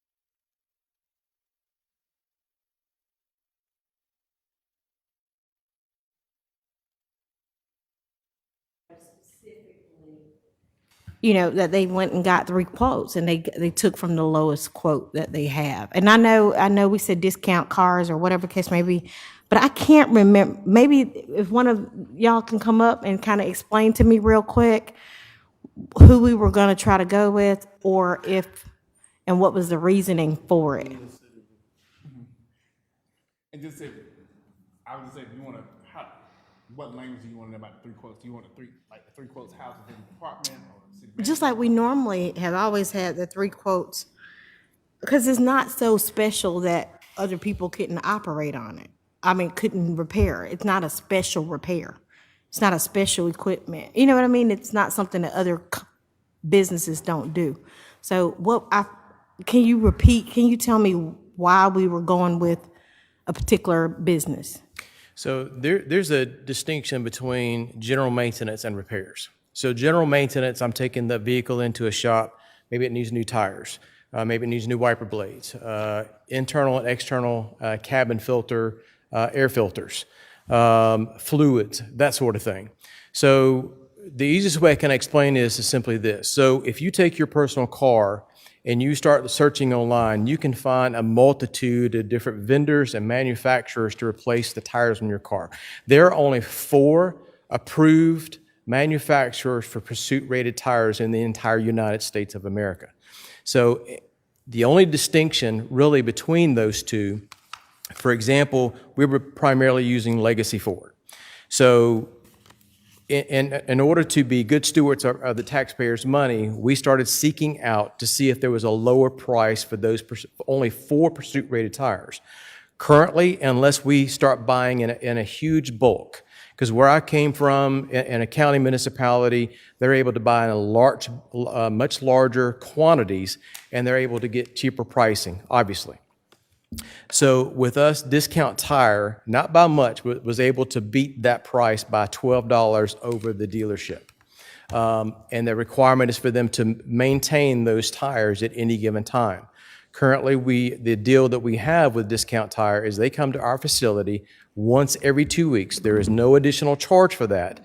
And at that time, any vehicle that needs tires changed, any tires that we may have been changed overnight that are now spares that are flat, any oil changes that we need, they do that on our facility, which greatly speeds up the responses and getting those vehicles back into service. The problem with getting quotes is a lot of times we'll get the first quote, we'll get the second quote, but sometimes we may be waiting days or weeks to get that third quote.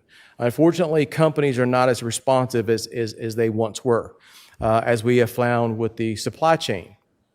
So it becomes very difficult for staff to, every time we need a tire, every time we need an air filter, every time we need a wiper blade, to go out and get 3 quotes for all of this. It's just not feasible for staff to be able to do this. So that's the reason we seek out those. And a lot of the facilities that we're now using are also part of Sourcewell. So we have guaranteed pricing on that as well. But when we get those pricings, those fee schedules, we have on ourselves for the police department, we've been getting those annual to make sure that they stay up to date. So to make sure that we're getting that fair and best pricing across the board. Okay. Is this something we do temporarily and then put it up for bid? I'm just trying to figure out what's the specialty in it. So after researching it, this is not the norm. To answer your question, we did put out a bid. We had 3 responders. 2 of them were dealerships, which puts us in no better position than we currently were. And the third one was a diesel trailer mechanic up in Lake City. Those were the only 3 respondents, and we left that bid out for over 30 days. Okay. Okay. So any other questions? So otherwise, so you're making a recommendation, or we're going to leave it as it is? Well, my concern is still, we do this and we're setting an example of going, this is general maintenance, right? This is just replacing tires. This is doing certain things. And I love the fact that they are coming to you. Everybody's not going to do that. So to me, that's special and unique that they're willing to come and do the maintenance right on the spot. But my concern is that fair and reasonable Like, are we making a way to bend? Does that make? Are we making a way of bending the process to get who we want? And not necessarily that's the case, specifically if they're coming to the police precinct and no one else is doing that. Now, Well, obviously, our primary focus they're- was to focus on businesses here in the Stockbridge. I understand. Grease Monkey was one of those, and Discount Tire on Hudson Bridge was the other one. So we try to focus those general repairs within the city. Unfortunately, as far as major repairs, really, the dealerships are only the primary ones that are capable of doing what we're doing and being responsive in the time that we need them back. We could go to a local ma and pa shop, but unfortunately, our car is going to sit there for weeks on end, and we unfortunately just don't have that time to wait on that car. And the dealership was $12 more than the service at Discount Tires, correct? But Discount Tires was offering, in addition to that, mobility. Correct. And the other locations weren't. Is that the? Other dealerships offer that service, but they charge for that service. Okay. Discount Tire, as long as if you have so many vehicles that you're going to be servicing, they provide that service free of charge. And are we putting them on a contract? We currently do not have a contract. That was one of the main purposes of making this an exception to the procurement rule. I don't know. Okay. All right. Any other questions about this? If not, then I need a motion to go ahead and approve this then. Is there a motion? Yeah. Go right ahead, please.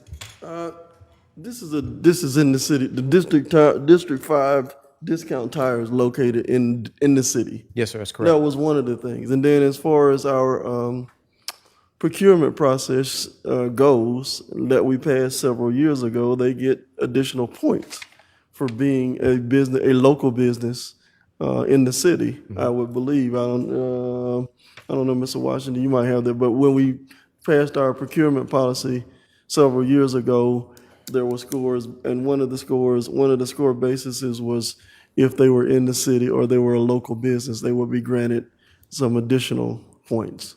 So the idea that the business they're actually coming here, they're doing that free of charge, and that they're getting these vehicles up and running, to me, that's an exceptional circumstance. So I make a motion for approval. Is there a second to the motion? Mr. Barrett, second. All in favor, please indicate. That's exceptional. Okay, it's a unanimous decision. Thank you very much. Appreciate you.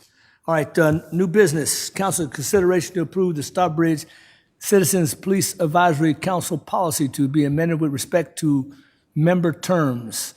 Chief Tremor, please. Good evening, Mayor and Council. Evening, sir. I have here with me Dr. Thomas Smith, who serves as the chairperson for the Stockbridge Police Advisory Council. I just wanted to apprise the council that these recommended changes are not changes that I recommended. These are changes that were recommended by the council, and they were voted on during a regular council meeting. And the minutes of the approval of these items were submitted to legal in accordance with the policies outlined through the city. There are 4 substantive changes. You all have those within your budget book. There's a strike-through portion there where you can see the changes in red. And essentially, the major changes is that the council wanted to extend the terms. Currently, you can only serve for 2 years. They wanted to extend it to allow 2 consecutive terms so that council members could serve for a total of 4 years on the council.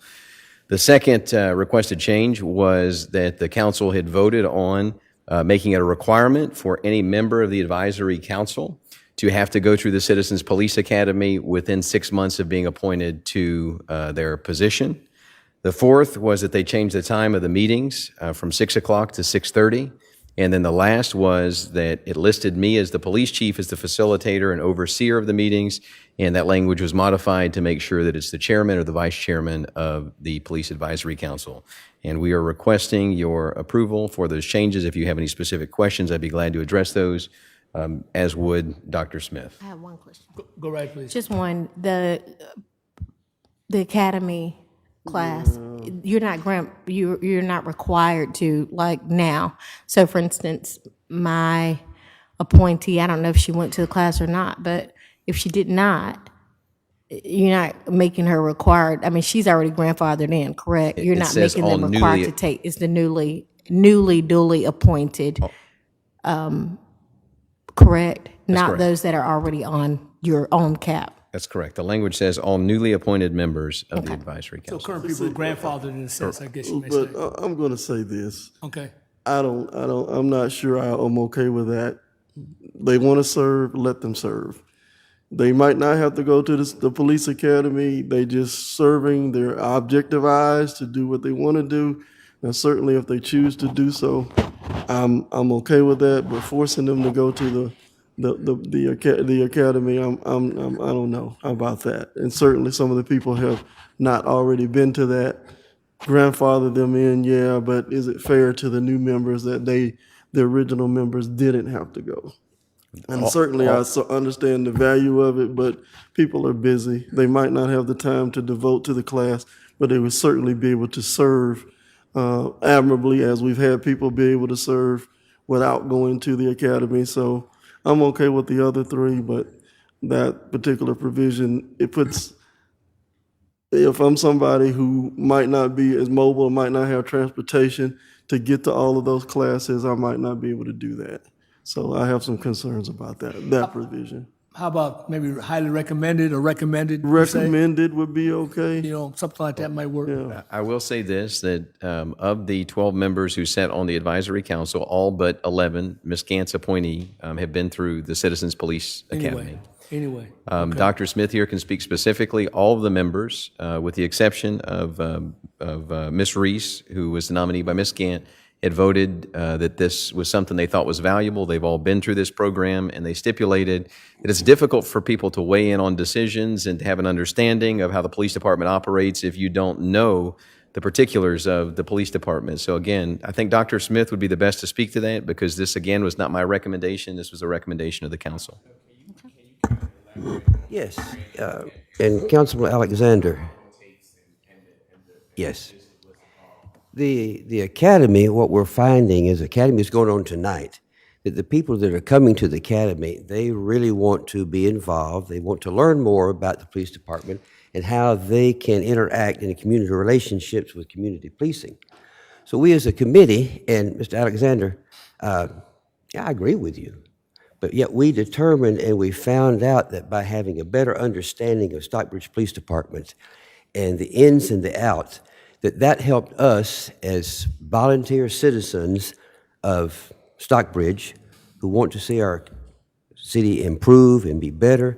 We had a better understanding of what was going on, and that allowed us to interact with the police department, interact with the chief, and give our advice and suggestions as we saw things, because now we have a better understanding of how things work. And while I agree with you, we found the better way if we are all involved with it. So we thought any new people coming in would be interested in being a part, they should take it. And what we're discovering is that the people who are taking the academy, they're stepping up and saying when the time comes, yeah, we'd like to be a part, because we now have an understanding of what the police department is, how it works and how it functions, and we feel that we can be a better volunteer. And for all of us that are on the committee, from the original, the same thing, once we took the police academy, we found that was true even for us. So I certainly understand that, but there's something to be said that somebody comes in with just a clean set of eyes. That's it. I don't know a lot about it. I want to learn some things about it, but the perception is 9 times out of 10, there's going to be 99% of the community has not gone through the police academy. They're going to be looking at it and making judgments just like the person who hasn't been to class.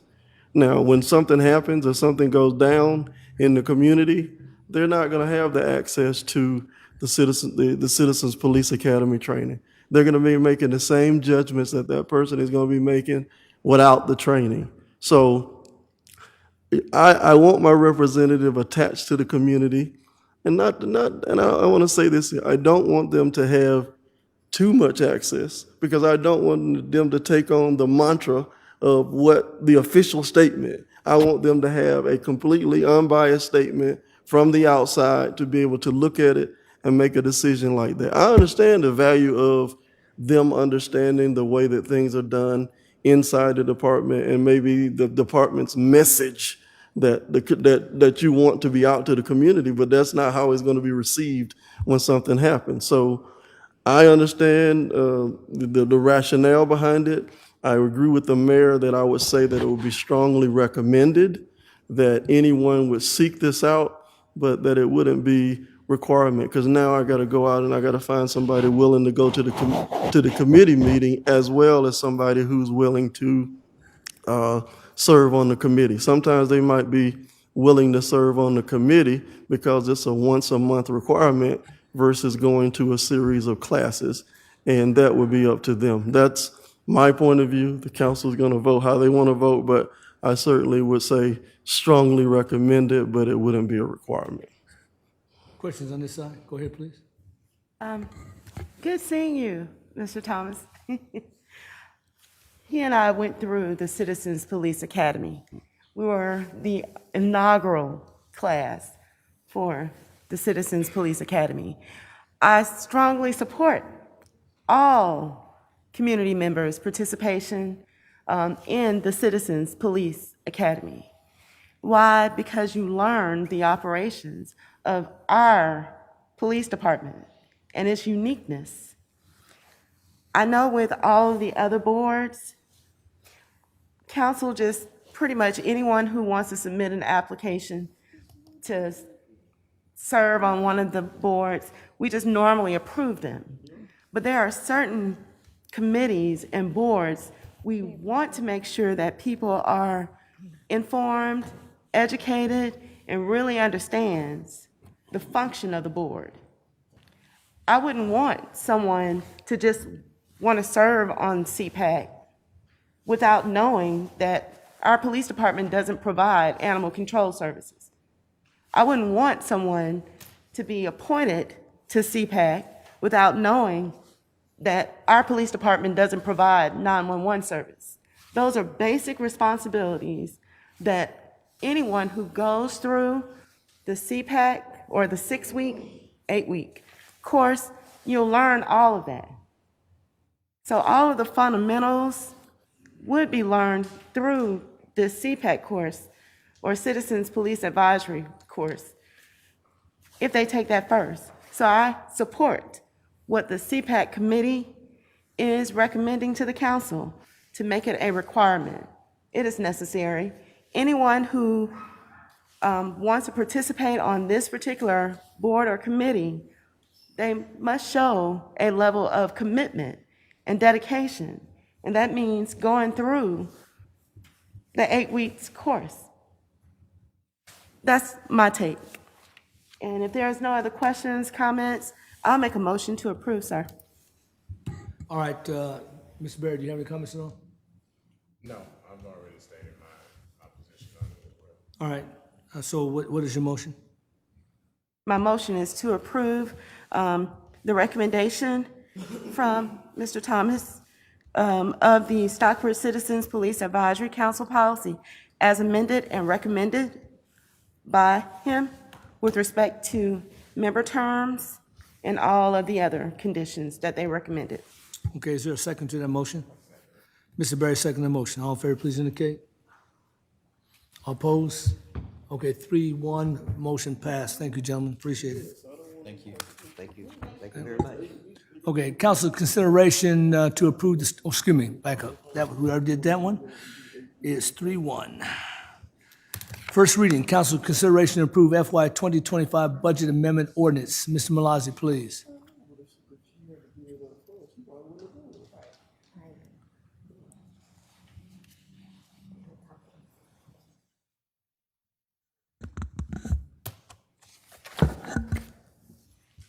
Good evening, Mayor and Council. Good evening again. While the presentation is coming up, I really wanted to talk about budget amendment. It looks like sometimes we misrepresent what budget amendment is. Budget amendment is a budget is estimate, forecast, projections of what we feel we are going to receive revenues in various line items, be taxes. We may say we are going to receive 7.4 million, but it's not everyone that will pay. So we'll say we are going to receive sales tax. It's just an estimate. There are various things that will happen. We may have more business, we may have less business. And the money may be more, the money may be less. Hotel, motel, revenues. And that applies with expenses. There will be some we say we are going to spend so much on sidewalks. It may happen to say we spend less because the priorities have changed and we have moved money to somewhere else. Or we say this year we are not going to do it, we'll do it next year.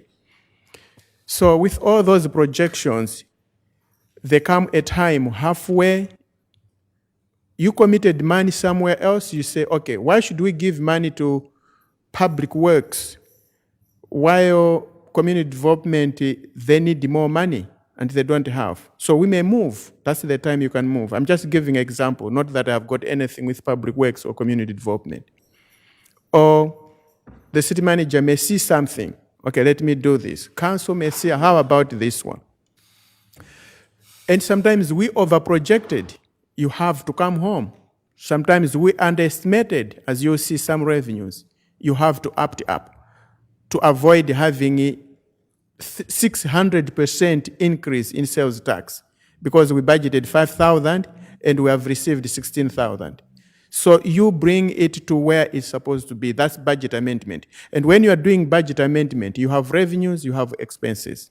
Whether you are going to make transfers, but they have to balance. So last time we had about 32 million budget.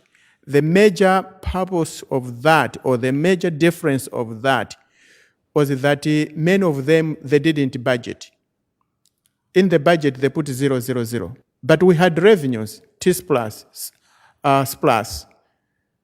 different capital projects. They had corresponding revenues. So what we did was to put into where it's supposed to be. You cannot have budget amendment. The city manager has no authority to make budget amendment. The finance, no. It's only the governing body. And if you are spending without it being allocated by governing body, you are just going against the regulations. That's what budget amendment is. What you see today is the 8 million, 8.8 million. It doesn't mean that we have overspent or the city is blocked or the city has run out of 8.8 million. But this is what we projected, so there is up and down. Now, we have 2025. That's where we have now. This is the budget that we are in now. And we have gone through half a year. We have to make changes. When the year ends, December 31, 2025, we'll have to make a budget amendment next year. All these are official reports. The only official report that you have is from the auditors. And the auditors depend on what we do, because auditors are not there to make home for us. We are here to put our house in order. They are there to verify what you did is wrong or what you did is not correct. You ought to have done 1, 2, 3. So our 2025 budget, I'll start with general fund. And on the general fund, at the top, there are revenues. And on the revenue side, we adopted our revenues of 29.2 million general fund. And the distribution of expenses on general fund are listed on the left, so that means it's every department. And it starts with our governing body, how much was allocated to them when we're adopting the budget. Then we have the city clerk, we have the executive, we have finance, we have non-departmental, and we have business services, we have information technology, we have human resources, we have government buildings, we have municipal court, we have police administration, public works, city events, parks, permitting, planning and zoning, economic development, Main Street, GIS, and other financing for a total of 29.2 million, 29,290,311. This was the adopted budget from January 1 to go through December 31st of 2025. A lot of things have happened. And now, that budget of 29, you'll see on the right side, we have received more revenues than we projected. We projected we are going to receive 29.2 million, but now we are anticipating to receive 32.1 million because some revenues have come way more than we anticipated. But also expenses have gone up. And then we get into governing body. Several factors, again, that have made the expenses to go up. Some of those ones would be running costs. Some of those would be how we anticipated the insurances to be. Now they are even more. Then we have, again, still on the governing board, instead of 581, it's still the same, 598, less few $100 are in there. The city clerk, executive, finance, non-departmental, business license is on the right-hand side. Information technology, human resources, governing buildings, municipal government, municipal court, police, public works, city events, parks, permitting, planning and zoning, economic development, Main Street, GIS, and other financing. On the left-hand side, we adopted the budget at 29.2 million, general fund.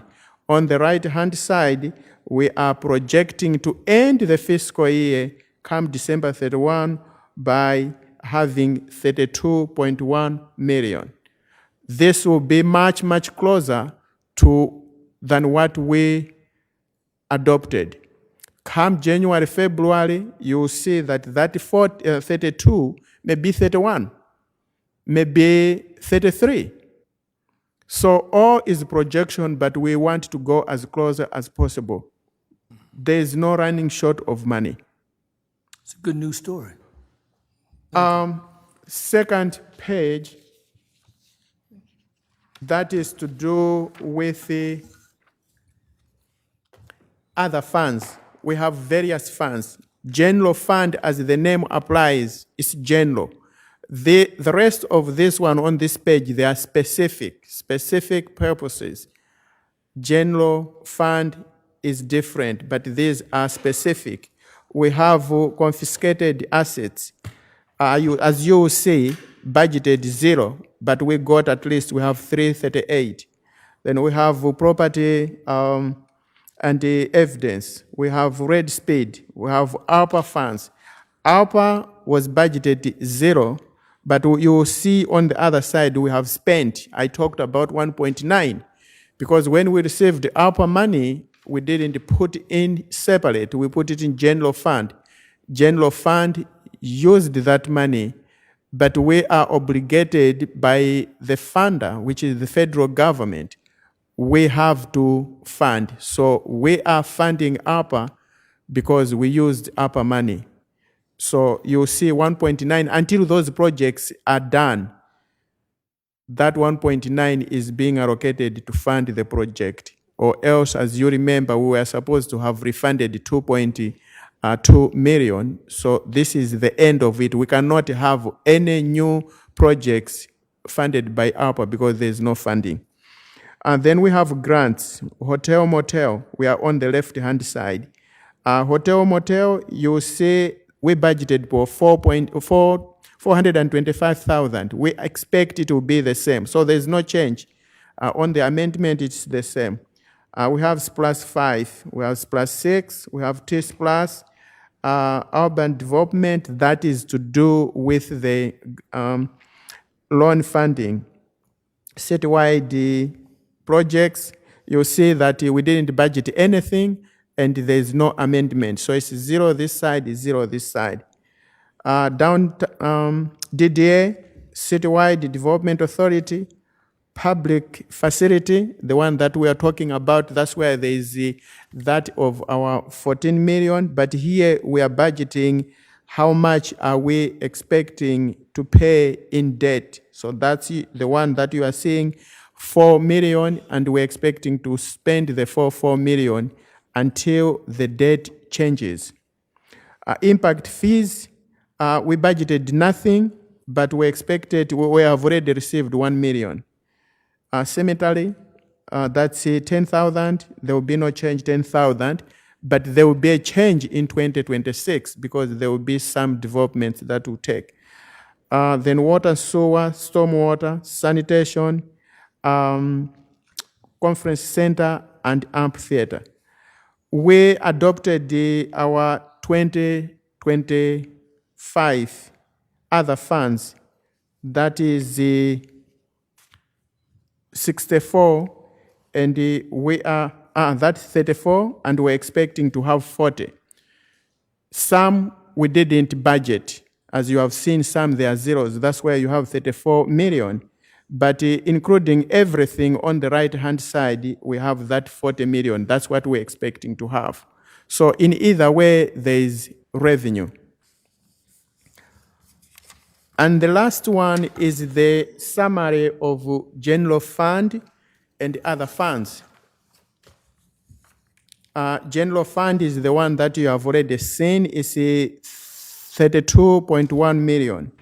Then the rest of those ones is just a repetition of where we are just coming the previous page. At the bottom of it, there is a grand total that is for general fund plus other funds at 72.5 million, all funds. But we adopted the budget at 63 million. So it's what we feel that we have captured everything, revenues and expenses, less what we adopted. Then the difference is that 8.8 million. Not that that's a shortfall or that's the running out of funds, but that's the difference that we projected when we adopted the budget and what we expect to happen by end of this fiscal year. I will entertain any question or comments that you may have on our 2025 budget amendment, and the final one will be there next year after we close the year. It's advisable at least to have 2 budget amendments, but you can have as many times as you may have, depending on changes. Questions? I do. Go right ahead, please. Thank you, Mr. Malazzi. I won't be supporting this budget amendment, as you already know, because I think my councilmates are being very irresponsible when it comes to this amphitheater. Once again, the amphitheater budget has been overspent. Given the fact that the governing body knew about the mismanagement of $32.9 million. I know that the budget amendment that you're presenting to us encompasses a lot of accounts. You just threw in the amphitheater as well. I would prefer these budget amendments be presented to the council at least quarterly and by departments. Some of these items on here I support, but absolutely not the overspending of the amphitheater.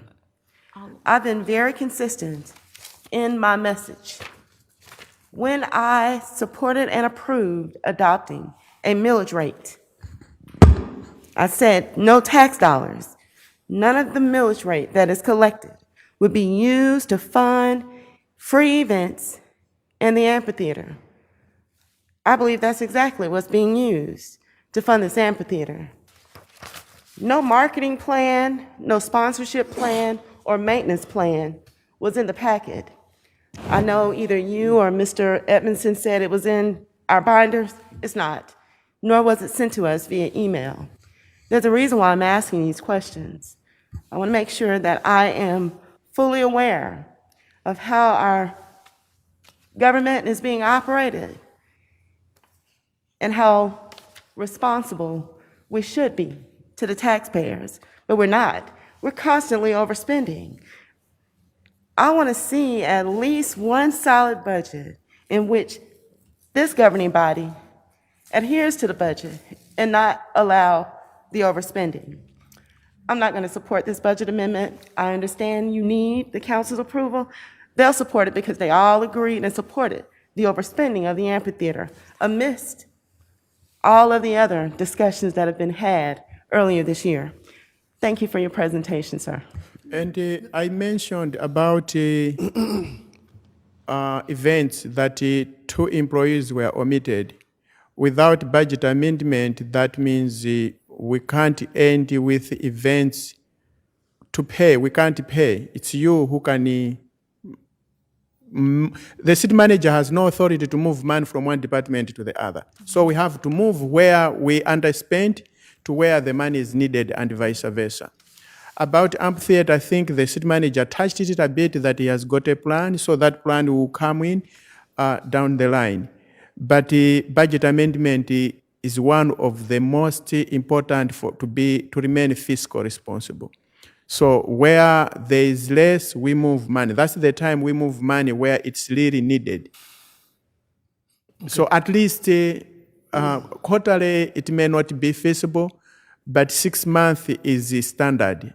That's why we have mid-year budget amendment and year-end budget amendment. Having 2, in some circumstances, when there's really an event that you never expected, you have more revenues, or you have completely too much less revenues, you may make that budget amendment. 2 budget amendment, I think, is more appropriate. Well, the reason why I mention it is because we're not getting the monthly financial reports that we're supposed to be receiving.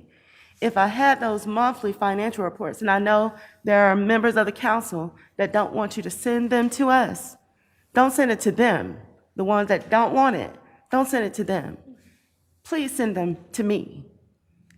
So if I had that, I would know where we are in our spending every month, at least quarterly. That's all. Thank you, sir. I would think the standard process for the amendments that you indicated will probably suffice for the majority of the council. And of course, if you send any information to one council, you need to send it to everybody so everybody sees that as well. In reference to that, this is the first reading. So since it's the first reading, this is for discussion's sake. We're not going to approve this tonight initially, since it's just the first reading. So I just wanted to So clarify. the budget amendment, you don't approve budget amendment, you don't approve the budget, you approve the ordinance. So next second reading, you approve budget amendment ordinance, and you approve budget 2026 budget ordinance. Thank you, sir. Ms. Alexander, go ahead. So what happens if we don't approve this amendment? We don't correct the books?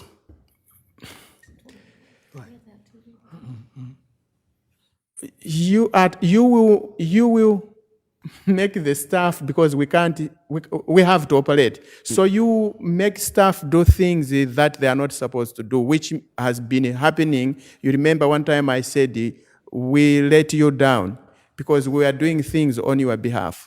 So I give an example of I don't have enough money for event staff that we omitted when we were preparing this budget 2025. I talked to Ms. Webster.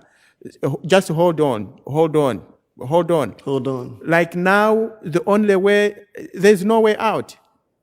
There are some departments, because of the way it is, they had to work overtime. Even though they were not budgeted, they had to spend overtime. And we have to make changes. So you can't continue non-budgeted spending. So you encourage us to spend that was not budgeted. Right. So in essence, without this budget amendment, the people would not be paid. I'm saying they wouldn't be paid out of the correct account. They would not be able to, those funds that were expended in various departments, because the city manager does not have that authority to make those transactions, then the books would be then unbalanced once again. And one of the reasons, and certainly there's no justifiable reason at why these adjustments weren't brought to us, but if you look at it and if you brought the adjustments to the council and the council say, I ain't gonna vote for it anyway, you just put yourself in a position of saying, okay, they're bringing it to us. If they'd have brought those 32.9 million in adjustments to us and we would have voted no, the books would have been screwed up anyway, right? What we did was now we corrected those adjustments that have been brought to us. Let's make something very clear. There was never $32.9 million missing, correct? It was there was transfer that needed to be made that we made. Is that correct? That's true. And the majority of it, they were never budgeted. But spending, we had to spend because money was there. So we were spending, it was non-budgeted spending. So we were doing things without the approval or allocation of council. You have to allocate money to spend. And that's the reason why, if it's not in the budget, it doesn't exist. Mm-hmm. Because you can't tell me, treasure, find money. I can't find money if you didn't allocate. Right, and that's the purpose of the budget amendment, is to correct the budget to make sure that at the end of the year that the budgets, are balanced, and that this is to where we're going.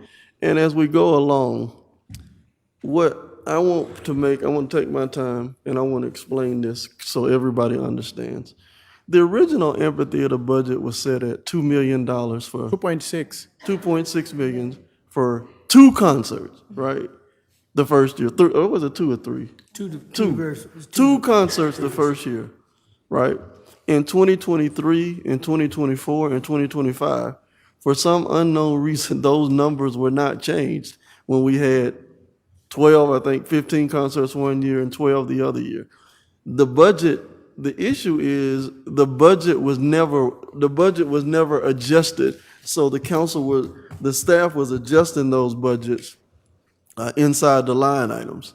But in actuality, what should have been happening is incorrect management before you arrived.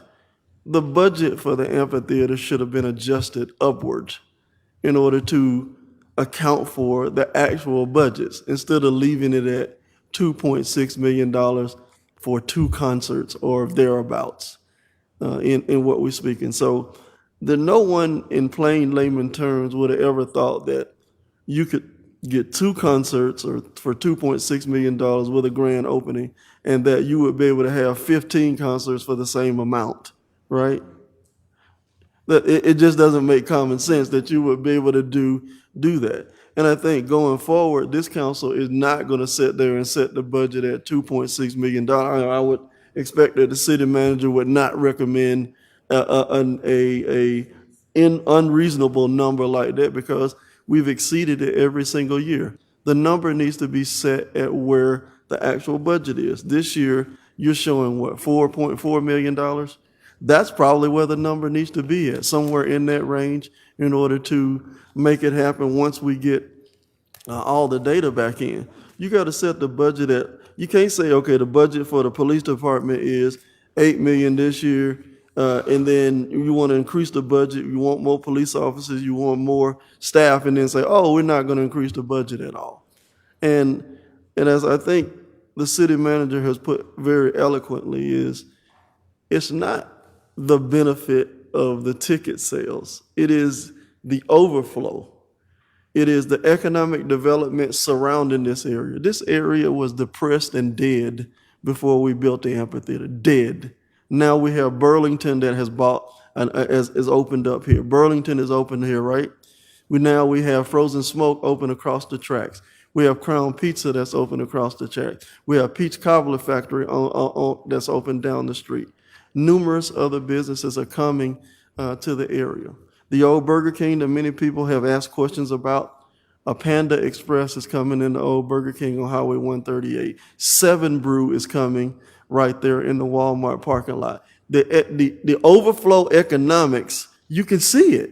It's not that you can't see it. And the only reason those businesses are now coming is because we spent $22.5 million on the amphitheater, and that we said that we would get the economic windfall. See, you need look no farther than Truist Park in Cobb County, where they spent $740 million, but the economic windfall in the surrounding area was over $1 billion.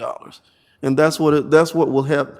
That's the kind of, not on that scale of $1 billion, but with certainly the economic impact will pay for many times over what we're seeing in this particular area.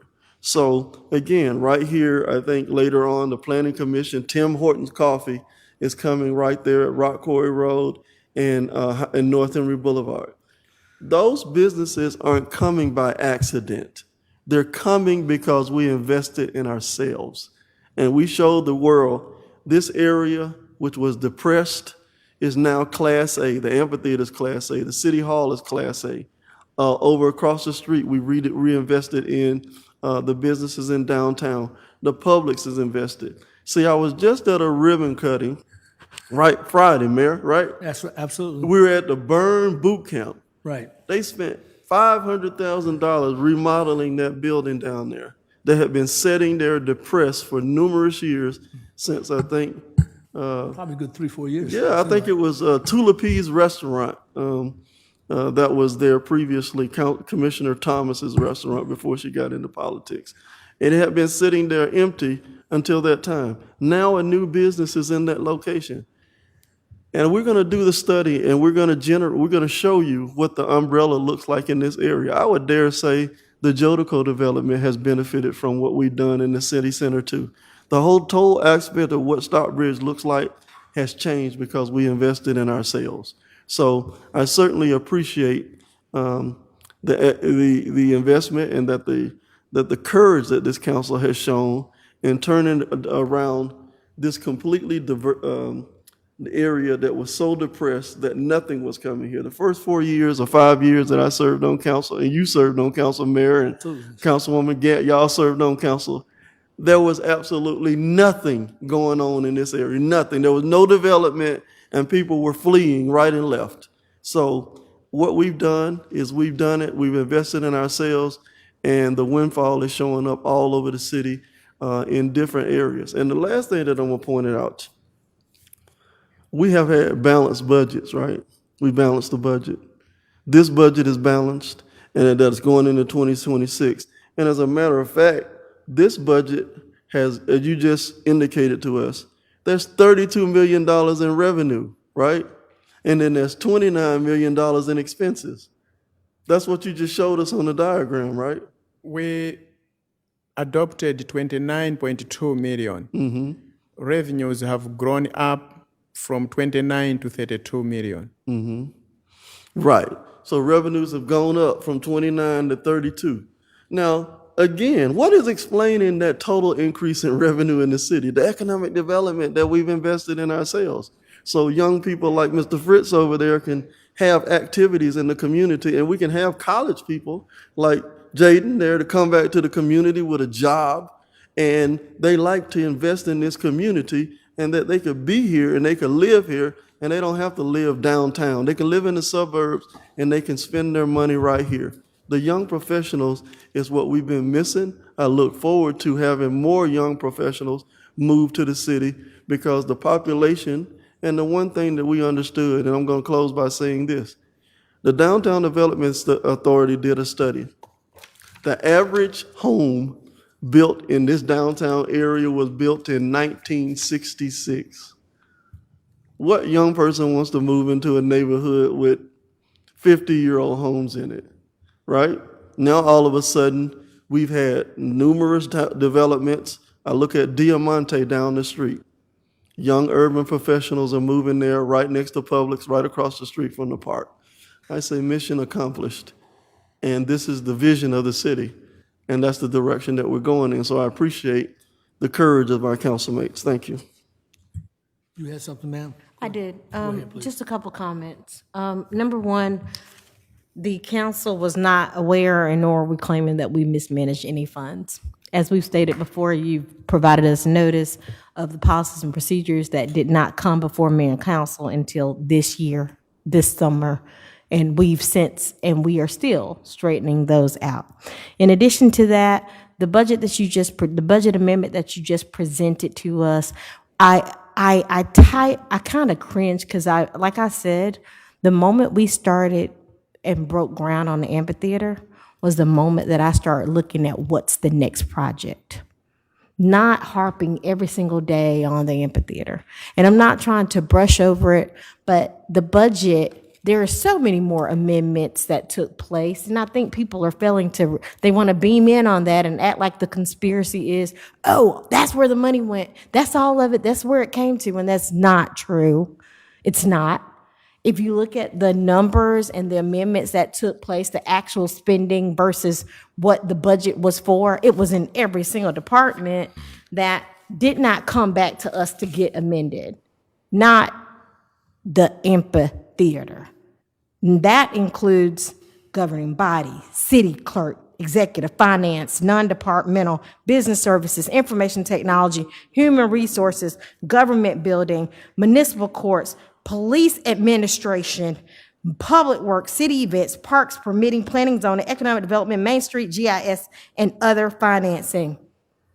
Every single one of them. So we can lay off the conspiracies of that. We've said that over and over again, and what we're doing right now is correcting every single thing. We have a new finance director. They brought it to our attention. It has not been mismanaged. There are no criminal activities. The money has been found. The money is there. It was a process. And yes, we under budgeted. For various there was some that we refused to budget for and we were uncomfortable with at one point, was because we under budgeted prior to annexation. We have more citizens, we have more constituents, we have more land, we have more roads. When we brought those projects, when we annexed other people in, we had 7,000 people we brought it, 6,700 people in. We also had responsibilities and road responsibilities that we didn't have, that were the responsibilities of major road projects. So let's be clear that those conspiracies and those I gotcha moments are over. We are working to start as a team and work on a clear slate, and we're doing what we have to do to improve the budget and to focus on it. And I'm going to take heed if you say that we are to get the budget amendments, every 6 months, go revisit if we need to amend the budget. A budget is a roadmap. It may not be accurate. It's saying, hey, we think it's going to cost us this much. There's nothing wrong with going over and under the budget. We would prefer to stay under the budget. But if something happens and the projections are off, if more people moved in than we thought moved in, and we do census, we say we did 6,700, but how many other people have moved here since then? I mean, there are things and costs and expenses that occur. In addition to that, we did not budget. I hate to even bring up the amphitheater. We did not budget it accurately on the actual expenses that would occur.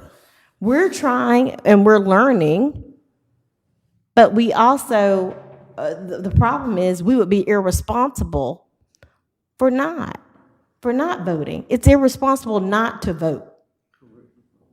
It's irresponsible to abstain when you're not recusing yourself because you're a part of the actual thing on the item on the agenda. It's a road and a tool and a map.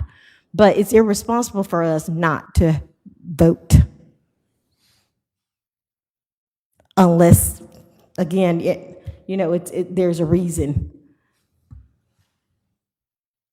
So my comment is, no, one, we did not mismanage anything we weren't aware of. And when we were made aware of it, we began fixing it. So thank you for fixing it. And let's start 2026 off the right way. Thank you. Good comment, sir. Go ahead, please. Very quickly, campaign is over, y'all. Let's get to the business of what we need to do. We still talking about campaign-based stuff, and a lot of it is just misdirection. We have 6 more agenda items tonight that are first readings, and we got the public hearing. It's 9:00 p.m. We got one more item beyond that. When it comes to this budget and amendment, it's already been stated that it's our responsibility to make sure that we do what's right, fiscally responsible for the people of Stockbridge. Not giving us an opportunity to manage funds does not mean you mismanaged it. It just means gross negligence on the folks who did not present it to you in the first place. Having said that the new staff that is here has given us every opportunity to be transparent with us so we will know what is before us moving forward. Let's talk in unity and in unison about what we need to do for the budget for this council. We got new council members coming in less than 30 days. And frankly, I'm tired of the old narrative, and we need to move in unity and lock in step and make sure that the city of Stockbridge is moving forward. So let's start with these next 7 items we got to talk about tonight. All right. Any other comments? Make sure. Okay. This is the first reading for that, so it'll come back to us. The next item, the next item is for you, Frank. I don't know where you're going. Council consideration to approve the ordinance to amend the Title III of the City of Stockbridge Code of Ordinances regarding finance to amend Chapter 3.20 thereof entitled Credit Card Payments, to provide for convenience fees for certain transactions citywide effective 1 January 2026. It says you're the presenter. So it came a time when we had COVID, 21, 22, and the council decided, or it was recommended to council to say people are unable to pay credit card fees. When we have services, we have options how people can pay. And as you know, these days, most people, they will pay using credit card. And those credit card they are paying, it's not free. Their credit card services, fees. Some they charge 2%, some they charge a fixed amount of $5, $2, $3. So you allowed. How you arrived there, I don't know. I'll give you the reason why. Because if we say for you to do zoning, planning, the amount is $300. Someone pays you using credit card, and you absorb the credit card fees. That may be $7, that may be $12. The services are no longer $300. They are $300 less fees. Just from there, our calculations of estimates are not correct. So I'm not advocating because COVID is gone, but we have to be realistic. We have to be real. People, they chose to use credit card. They will have to absorb the fees. Somewhere, somehow, we are talking about credit card is not here. Those are the fees we're talking about. So the more revenues we receive, the more fees we are charged. Mm-hmm. So it goes into thousands. That 40,000 that was mentioned is just one area. So I just want to, and I agree with what you're saying. So if, let's say somebody came in and they, on a new development and they send a really big check, they're not going to pay cash for that, right? These new developments, some of these development fees, what are some of them, Ryan? Come to the podium real quick. Sometimes somebody send in a development charge on a big development. What are they paying? I mean, it varies. I mean, they can pay on the building permit. The assessment fees can be $50, $60, $70,000. Yeah. Right. So it's 2% of that, right? So it'd be 2% of $70,000. And most of those ones you are talking about, they are not the ones that will use the I know, but card. I'm just saying if payment in terms of just what we're doing in terms of these fees that they're paying. Somebody comes in, they pay a water bill, right? The So water bill's 2% of $100, it's still 70,000, yep, 2% of that. of that. And multiply that times all of the people paying the water bill or whatever bill that is, that number goes to be astronomical. So I understand where we're going. And I do remember during COVID, what we were doing was we didn't do shut-offs. We stopped doing shut-offs. We stopped doing a lot of things. And one of the things we did was suspend the credit card fees because there were so many people unemployed and out of work. So it is time to rescind that. It is. All right. Anything else you need to add, sir? Oh, okay. Any other questions? We have to have a hearing here and no. That's the first hearing, so we'll move on. Okay. Now, we got first hearing also. We got several first hearings, actually. Text amendment case TX 2025-04 for facade building materials citywide. Council consideration of the ordinance to revise section 4.4.4 on the Unified Development Code, UDC, to establish updated requirements for building facade materials for non-residential and multifamily structures. The proposed ordinance outlines material standards to promote architectural consistency, durability, and neighborhood compatibility. Mr. Anderson, please. Mayor, for the sake of time, I'm just going the building. Right there, second. I'm just going to give a brief summary of this.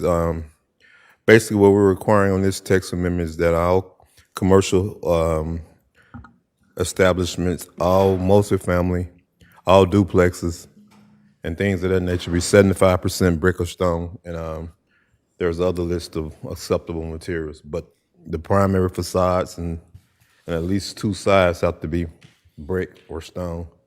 So we're trying to ensure architectural uniformity across developments to maintain neighborhood aesthetic character, support sustainability and durability, enhance quality of life, and update building standards. So basically, we're just requiring all commercial buildings, multifamily, townhomes, and things of that nature to be 75% brick or stone. Okay, this is first reading, like there's several more first readings coming up, so otherwise, this is something that we go through first reading for discussion's sake, whatever questions the council may have, and we look toward the change come before us for all these, or whatever we agree to here, come next month. Is that what we're looking forward to? Yes, sir. We'll be coming back for the final version to get it adopted. If council has any input tonight, we'll take that and include it in these ordinances. But we hope to get them adopted on the 8th of December. And one last, Go ahead. I need to remind council that projects that have already been approved or in the hopper right now, this doesn't apply to, and also it doesn't apply to developments that are governed by a master plan or a development plan. You have to amend those individually. But anything going forward, as of the adoption of this ordinance, will have to be 75% brick or stone. Current things are grandfathered in a sense right now. Yes, sir. Okay. Yes, sir. Mr. Azam, I think you said you had something, sir? I just want to say this, the jurisdiction around us, especially Henry County, you just look at some of the businesses, they built the Starbucks on Jonesboro Road. They got 100% brick. We don't get that. We don't get that because we don't require that. They jump as high as you will have them jump. And we just need to make sure that the standards are high enough that we get these quality developments. All of us can look right down the street and we can see that new storage building that's along North Henry Boulevard. It's under construction. We couldn't stop it. We didn't come to council. But if they build in the future and we can't stop it, they're not going to be able to build a metal building on our main corridor that is an eyesore. They're going to have to at least build something quality, and it's going to be representative of where we're trying to go as a city. Thank you. Any other comments right now? Okay, move on to the first reading text amendment case TX 2025-05 for two car garages citywide. Yeah. Council consideration of the ordinance to amend section 4.4.2 F2 of the Unified Development Code, UDC, to require two-car garages for all single-family homes, townhomes, and each unit within duplexes. This amendment updates the architectural standards to promote adequate off-street parking and consistent residential design. Mr. Anderson, please. Yes, this is basically, we amended this ordinance back last year in the spring, but there was a Scribner's error in the text, so we're basically correcting the Scribner's error to require two-car garages for townhomes, duplexes, and other similar type structures. The intent of the original ordinance that was adopted was for it to be two-car garages, but for some reason, there was a Scribner's error that said one-car garage. So we're just correcting an error in the code. All right. Questions, council, on this at all? No questions? Okay. We'll move on. First reading, text amendment case TX 2025-06 for the entertainment district, council districts 4 and 5. Council consideration of an ordinance to adopt Title 9, Chapter 200 of the Municipal Code of Ordinance for the city of Stockbridge to establish regulations for entertainment districts within the city. The ordinance outlines operational standards, alcohol permitting, smoking establishment requirements, enforcement provisions to support safe and vibrant public spaces. Ms. Anderson, please. Yeah, I'm gonna have Ms. Unita come up and join me on this Okay, one now. all right. But basically, we're proposing two entertainment districts in the city of Stockbridge. The current city code of ordinances states that it allows the city to have 3 entertainment districts for the first 35,000 residents, and you can add one more after you reach an additional 10,000 residents. So right now we can have 3 entertainment districts, and the 2 areas that we selected are the downtown area and Bridges of Jodico. And Unita will go over some of the rules and regulations governing our entertainment district. Welcome. Good evening, Mayor and Council. Welcome. So when the new city manager came, he wanted to also get a committee for special events.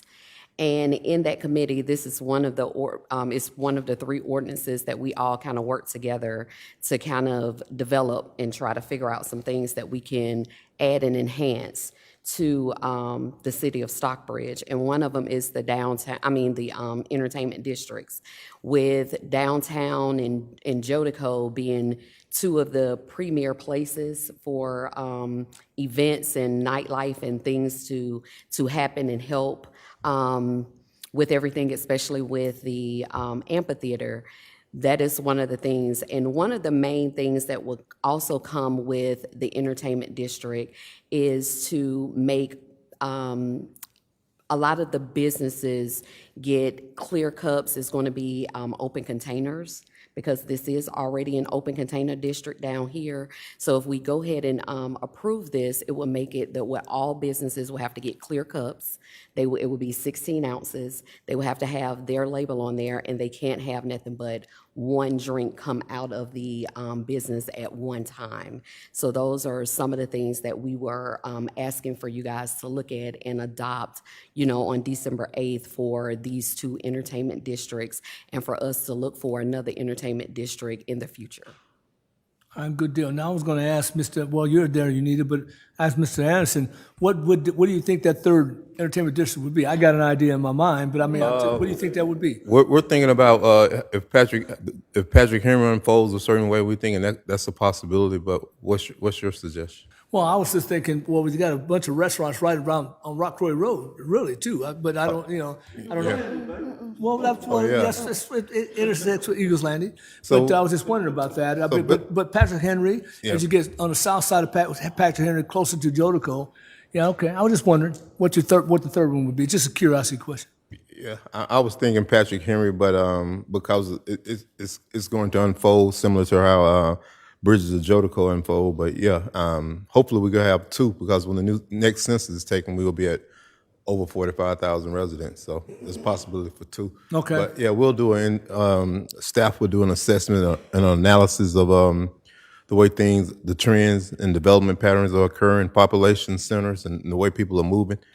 And we'll make a decision based on that, yes. All right. But yeah, that's a good idea. No problem.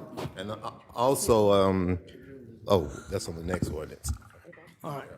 Any other questions for Unita here? Yes, ma'am. Go ahead, please.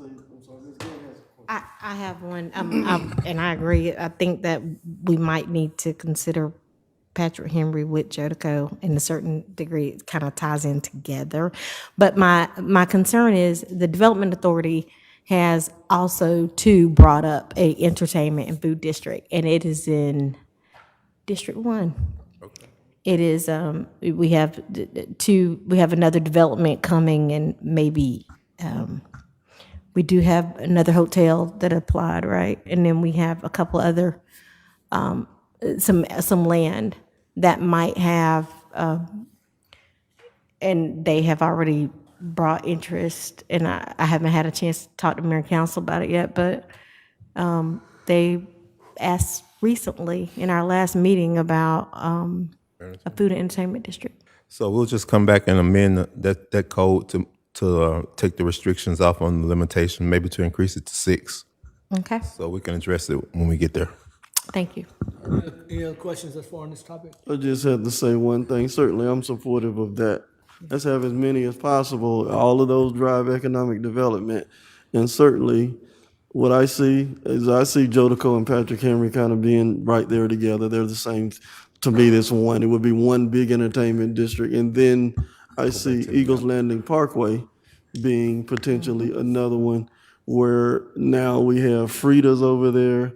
We have Serafino's over there. We have Link Kitchen and Cocktails over there.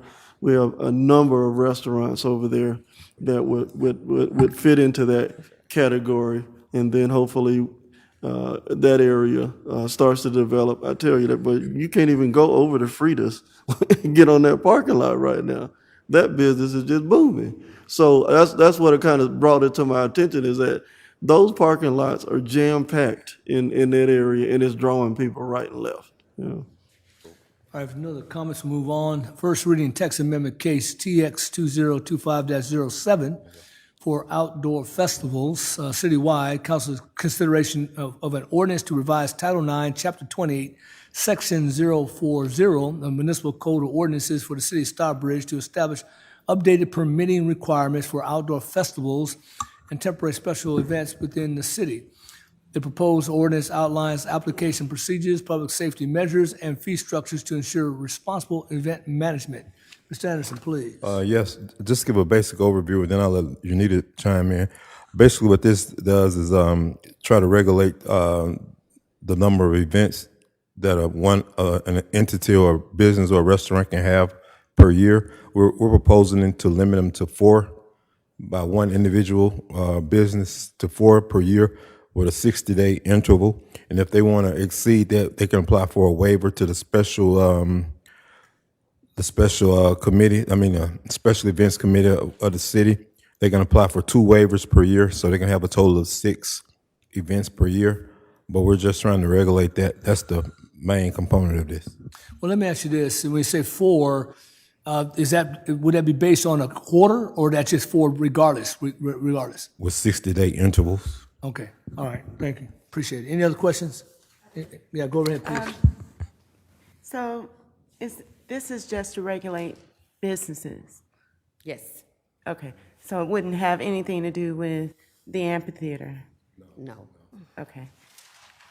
We don't have a rental policy for the amphitheater. I don't know what criteria staff has been using or are using, but just curious if this events committee would have any decision-making in the rental policy for the amphitheater. No, ma'am, this don't have anything to do with the rental of that. What the committee is for, what the city manager has done is tasked us with, is always getting together when there's any type of event, whether it is a city council event, a council initiative, if it's a city event, so that all departments are together so that we can make sure that everything goes smoothly and everybody will be on one page. Excellent. I don't understand why the amphitheater would not be a part of that as well then. That was never part of what was given to me as a person that is over that committee. Unfortunately, that's not something that I can speak on as far as the amphitheater goes. Thank you. Okay, Mayor. Yes, go ahead, please. So, Ryan, come back up a second. Now, as we talk about these entertainment districts, certainly as we go and we talking with the people at Jodico, we need a public meeting space over there. Some type of space that is, like you go up to Avalon, you have that central area where the gathering space. There's, in the plans for the original plan for the development, there was a gathering space. And at some point, I know we talked about in some area over there behind Sprouts in that area, potentially some type of gathering space, but we need to circle back to the development agreement and look to see what the green space requirement was, because I could see that area as an entertainment district. We could have, pop-up events over there outside those businesses. It would be super popular, especially with the container law where you could go around and go from business to business just like we do downtown. That area is established already where you could do it in the next few months when we got 5 or 6 restaurants right in that central area. Yes, I'll bring it up to him at the meeting on Thursday. Thank you. Next Thursday, yes. Thank you. Any other comments on this issue? And if not, we'll move on. First reading text amendment case TX 2025-08 for temporary alcohol licenses citywide. Council consideration of amendment to Chapter 9.04, Section 595.1 of the Municipal Code of Ordinances for the City of Stockbridge to establish a permitting process for temporary alcohol sales and outdoor events and special events within the city. The ordinance outlines application procedures, fee structures, and eligibility criteria for both nonprofit and commercial applicants. Ms. Ryan, please. Mr. Anderson, I should say. Basically, what this is, just a quick overview, is we're creating a process for business to apply for a temporary outdoor alcohol permit. If they're having an event, they can have outdoor pour. UNITA will go over the criteria and the requirements.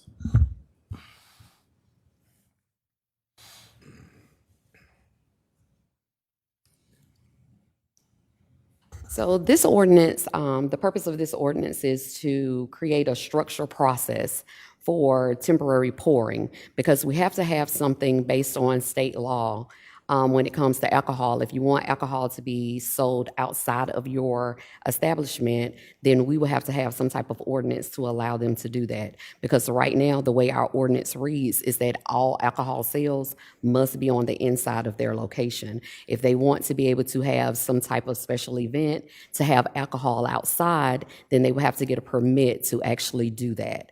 And that's what this ordinance is asking for you guys to approve for. And there are some fees associated with that. It would be a fee if they want to do beer and wine of $500. And if they want to do distilled spirits with beer and wine, it would be $1,000. This is per event? Per event. Wow, okay. What kind of brings to mind is that I thought we approved some type of, when you have an open carry, I thought you can have something in a can or a bottle and you can move from point A to point B. But that's if you're inside the location purchasing the alcohol and taking the alcohol outside. This right here is something different. This is you're actually having your bars outside and selling it outside of your establishment. All right. I have a question on that. Go right ahead, please. My question is, we allow for food truck vendors. We have an alcohol vendor, like a food truck who sells alcohol. So what's the difference in them coming and selling their alcohol versus a business at an event that sets up a bar because the building gets crowded? If they set up a bar outside for that particular event, $1,000 is a lot. I think that can be extremely, I see that's preventing us from selling right out. And maybe if there was some kind of rule that regulated where the bar was to be placed and it was for that single event only. I like the permit part where you have to pay a fee for it, right? To put a bar outside, because you don't want bars outside every day at a business. I like it for events, but $1,000 seems like a lot. Is that average? Well, I mean, Is that based off of what it's like a sin population? tax.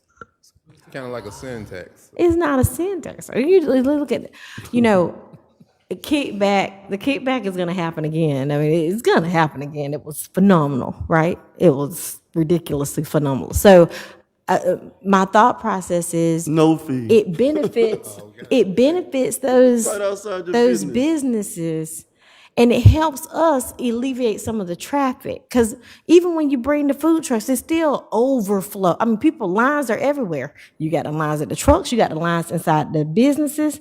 Nobody's hurting when you have those special events. It costs us it will be a regulatory business, so it costs us it costs the department to regulate those type of activities, so we have to charge something. We can reduce it. I want to charge something. I definitely think we should take an opportunity to charge to have an outside bar, but at the same time, $1,000 is a lot. Mr. Emerson, so you walked up here, so obviously you have something to add. It's not enough. No, we need No, to I pay mean, for that that's account. several We reasons. need I mean, to that's could be up for discussion, but it's several different reasons because a lot of times when you have these vendors, we call them mobile vendors, and typically, depends on what type of rules you have. They part of Henry County. They have other alcohol license associated in Henry County. Then that's reduced price. But if they outside the county, then it goes up right there. The whole point for that is risk. So it's a whole process here in the state of Georgia that if they have a vendor, it's 3 different tiers. So tier 3 is the highest tier that they can have, meaning that they can have mobile license and things of that nature, but they still have to go through a process, which is the city process to regulate it. Because what happens is they call it a mobile vendor's license, where they have to report that sales to the state, right? So it's the regulatory piece is what's really being charged. It's not necessarily that we're charging that. It's because whatever alcohol sales that comes from the distributor, they have to count how much sales alcohol they sold in that area, because it has to be offset by food. So that's just kind of how it works. But So that's it's the more. truck. But what about the business? No. What I'm saying is a mobile vendor, like a booth, somebody set up a booth and sell that, is because of that. It's the administrative regulatory piece that's associated with it. And sometimes businesses get mad because those mobile vendors, they get a lot of business. Well, they do, but when you have something like what we had, and we limit what type of things that people can sell, and last time I limited where no alcohol vendors except for the businesses that we had, then everybody's trying to go inside, and they're not trying to buy the food, they're trying to get the alcohol. So you got a line, 2 lines out the door, one at the bar, one at the made up bar they have by the door. And I just, those type of events, the purpose is to show our downtown, and it works. We had people talking about, well, what about that building? It's empty. How can I get in that? Like, we're promoting economic development by doing it, but we're also helping and thanking those businesses who've taken the risk to be downtown. Well, And so there's got to be some kind of balance. Right. Well, and you got to think about it too. So when she said beer and wine, like that's typically the license is much less. But when you're talking about spirits, I mean, each drink is like $12 a piece. I know. So y'all think $1,000 good. So then. if you get five people, you already at 1,000. Okay, well then, so be it. Somebody said bring it up higher. Let's go. Let me say this. In an economically depressed area like downtown, the festival might keep you from sinking and swimming. So to me, if you set up it'd be different if you were at a festival and you chose a prime time location. But if you set up the alcohol stand right outside your door, you own the building. If I sold the alcohol on the inside of this wall, it's free. If I put the stand right outside the door, which is literally 5 feet away, I'm going to charge you a fee. I say to me, if it's right outside the door and we're trying to incentivize people to do things, the fee should be minimal or none at all, especially in the downtown area, in order to have them to survive down there, because they're struggling just to keep their doors open right now. That extra money that they're making is going to be the difference between them closing and open. They're not making any money. None of those businesses over there are making any money. They're not. And the idea that we're going to de-incentivize them, they're not. There's no de-incentivize them from, they're struggling, right? I'm going to tell you they are. And they are like this, and hopefully we will be able to sustain them. I tell everybody to support them, to do what you can do to keep their doors open and to keep them busy. I'm very cognizant as the Downtown Development Authority member to keep their doors open because it's hard enough to recruit another one to replace them. So in other areas around town, in my district in Jodico, yeah, I charge them a fee, but down because it's booming over there. They're gonna get the foot traffic no matter what we do.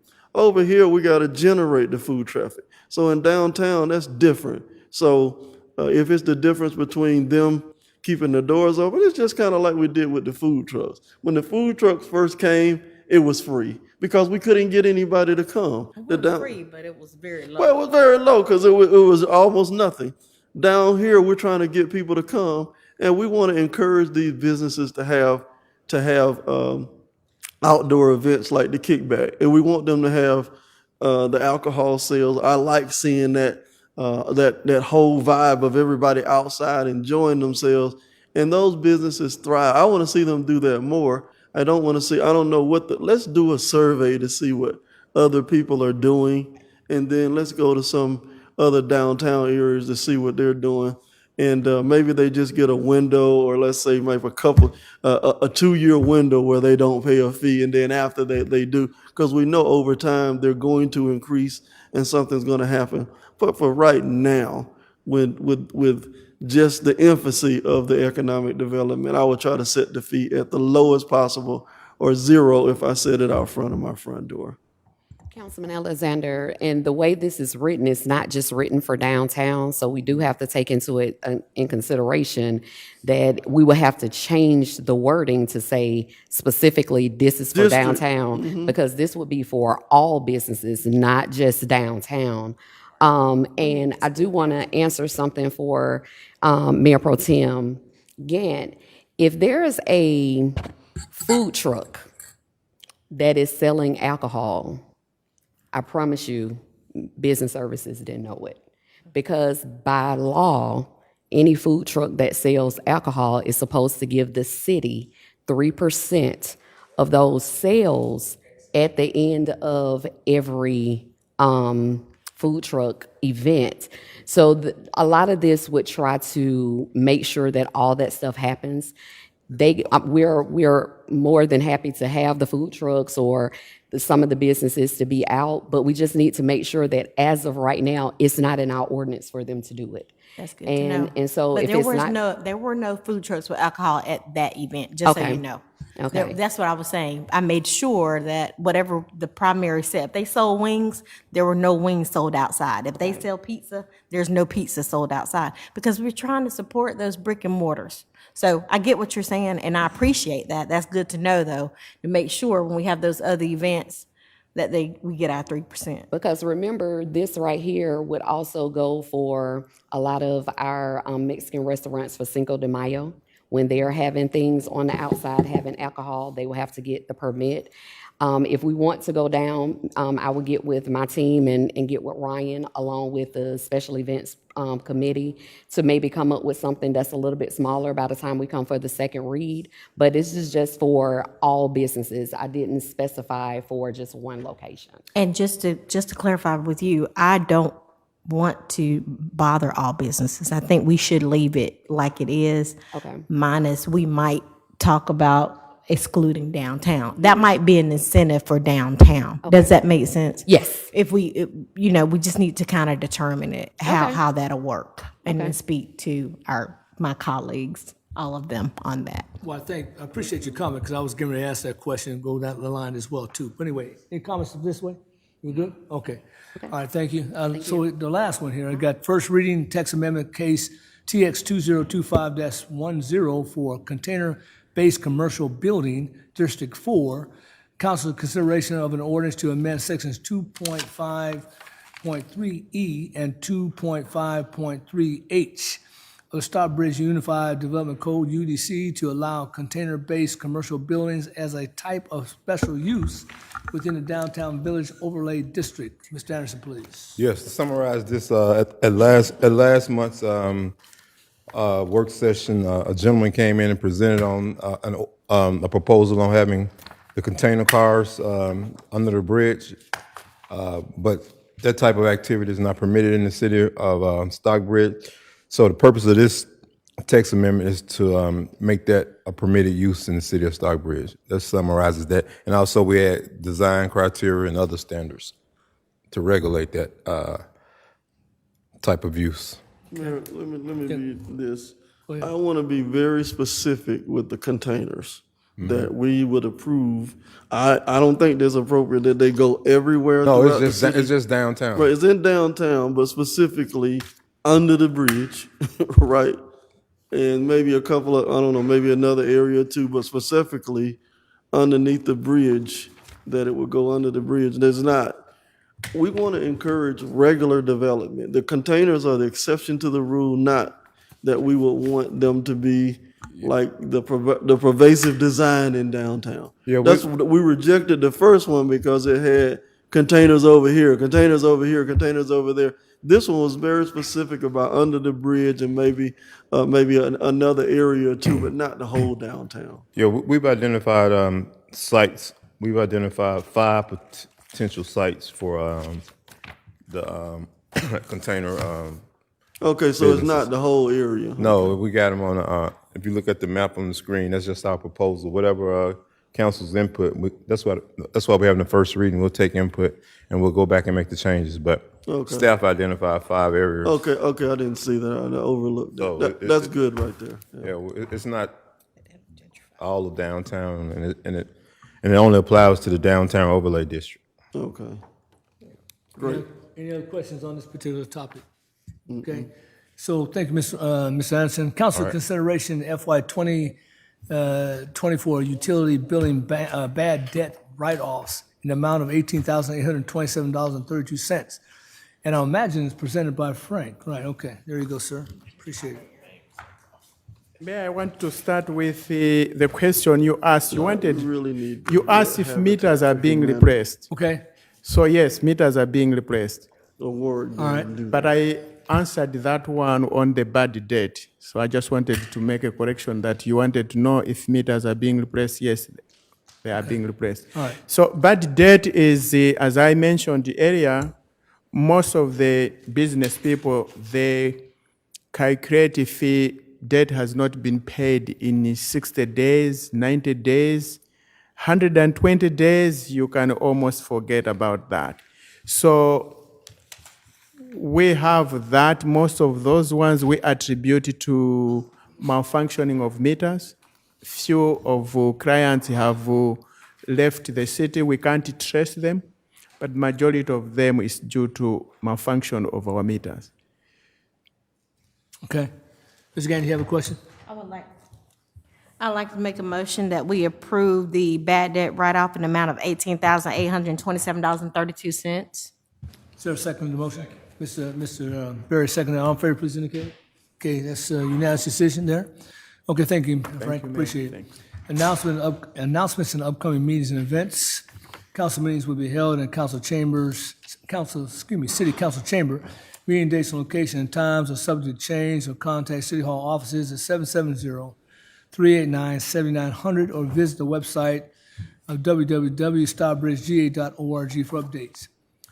Youth Council Advisory Committee meeting Thursday of each month at 6:30 p.m. in City Hall Levi Meeting Room, November 20th. Downtown Development Authority Board meeting the third Tuesday of each month at 6 p.m. in Downtown Connection Center, 130 M.L. King Senior Heritage Trail, also November 20th. Planning Commission meeting third Thursday of each month, 6:30 p.m. in City Hall Council Chambers, November 20th.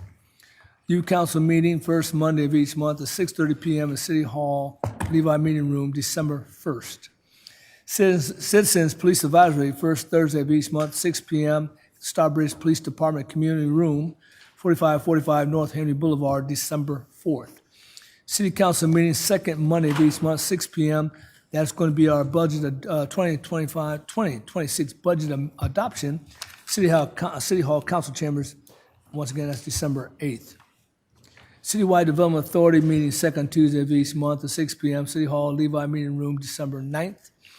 Community Zoning and Information meeting CZIM Wednesday, December 10th, 6 p.m. in City Hall Council Chambers.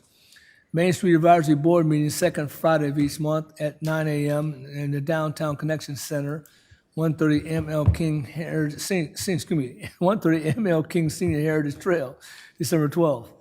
Downtown Development Authority meeting is the third Tuesday each month at 6 p.m. in the Downtown Connection Center, 130 ML King Senior Heritage Trail, December 16th. Planning Commission meeting is third Thursday of each month at 6:30 p.m. at City Hall Council Chambers, December 18th.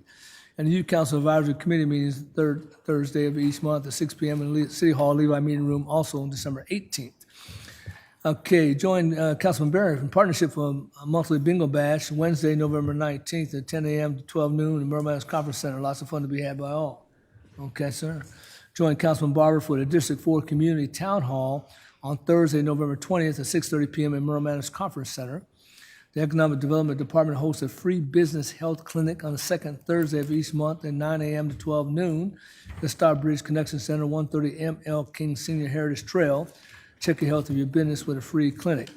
Sign up for real-time alerts about severe weather, road closures, emergencies, and Regroup app. On the Regroup app, that is. Visit the city's website or social media pages for more information on how and where to sign up. Stay safe.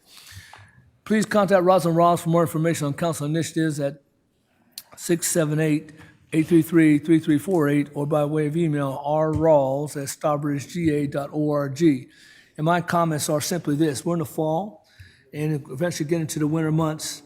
So I happened today, just today, myself, I got my flu shot and my COVID-19 booster. So I'd like for everybody to go and get the flu shot. And if you need to get a COVID booster, do so as well. We want you to be healthy during this particular winter season, fall and winter season. Happy Thanksgiving to everybody as well. And enjoy the holidays with your family, friends, extended family, and just be safe and enjoy it. And on that note, we already had our executive session. There is a note here that I received earlier in the meeting. I don't know if Mr. Edmondson knows this or not, but I got a message that Mr. Aaron, unfortunately, his nephew, his brother's son, I guess, has passed away unexpectedly earlier today. So I just want you to know that and keep Mr. Aaron and his family, extended family, in your prayers on this unfortunate passing of a child, of his nephew. On that note, Council, I need a motion to end our meeting. Is there a second to? I second. Okay, for Mr. Barry to Ms. Gann. All in favor, please indicate. God bless you all. Good night.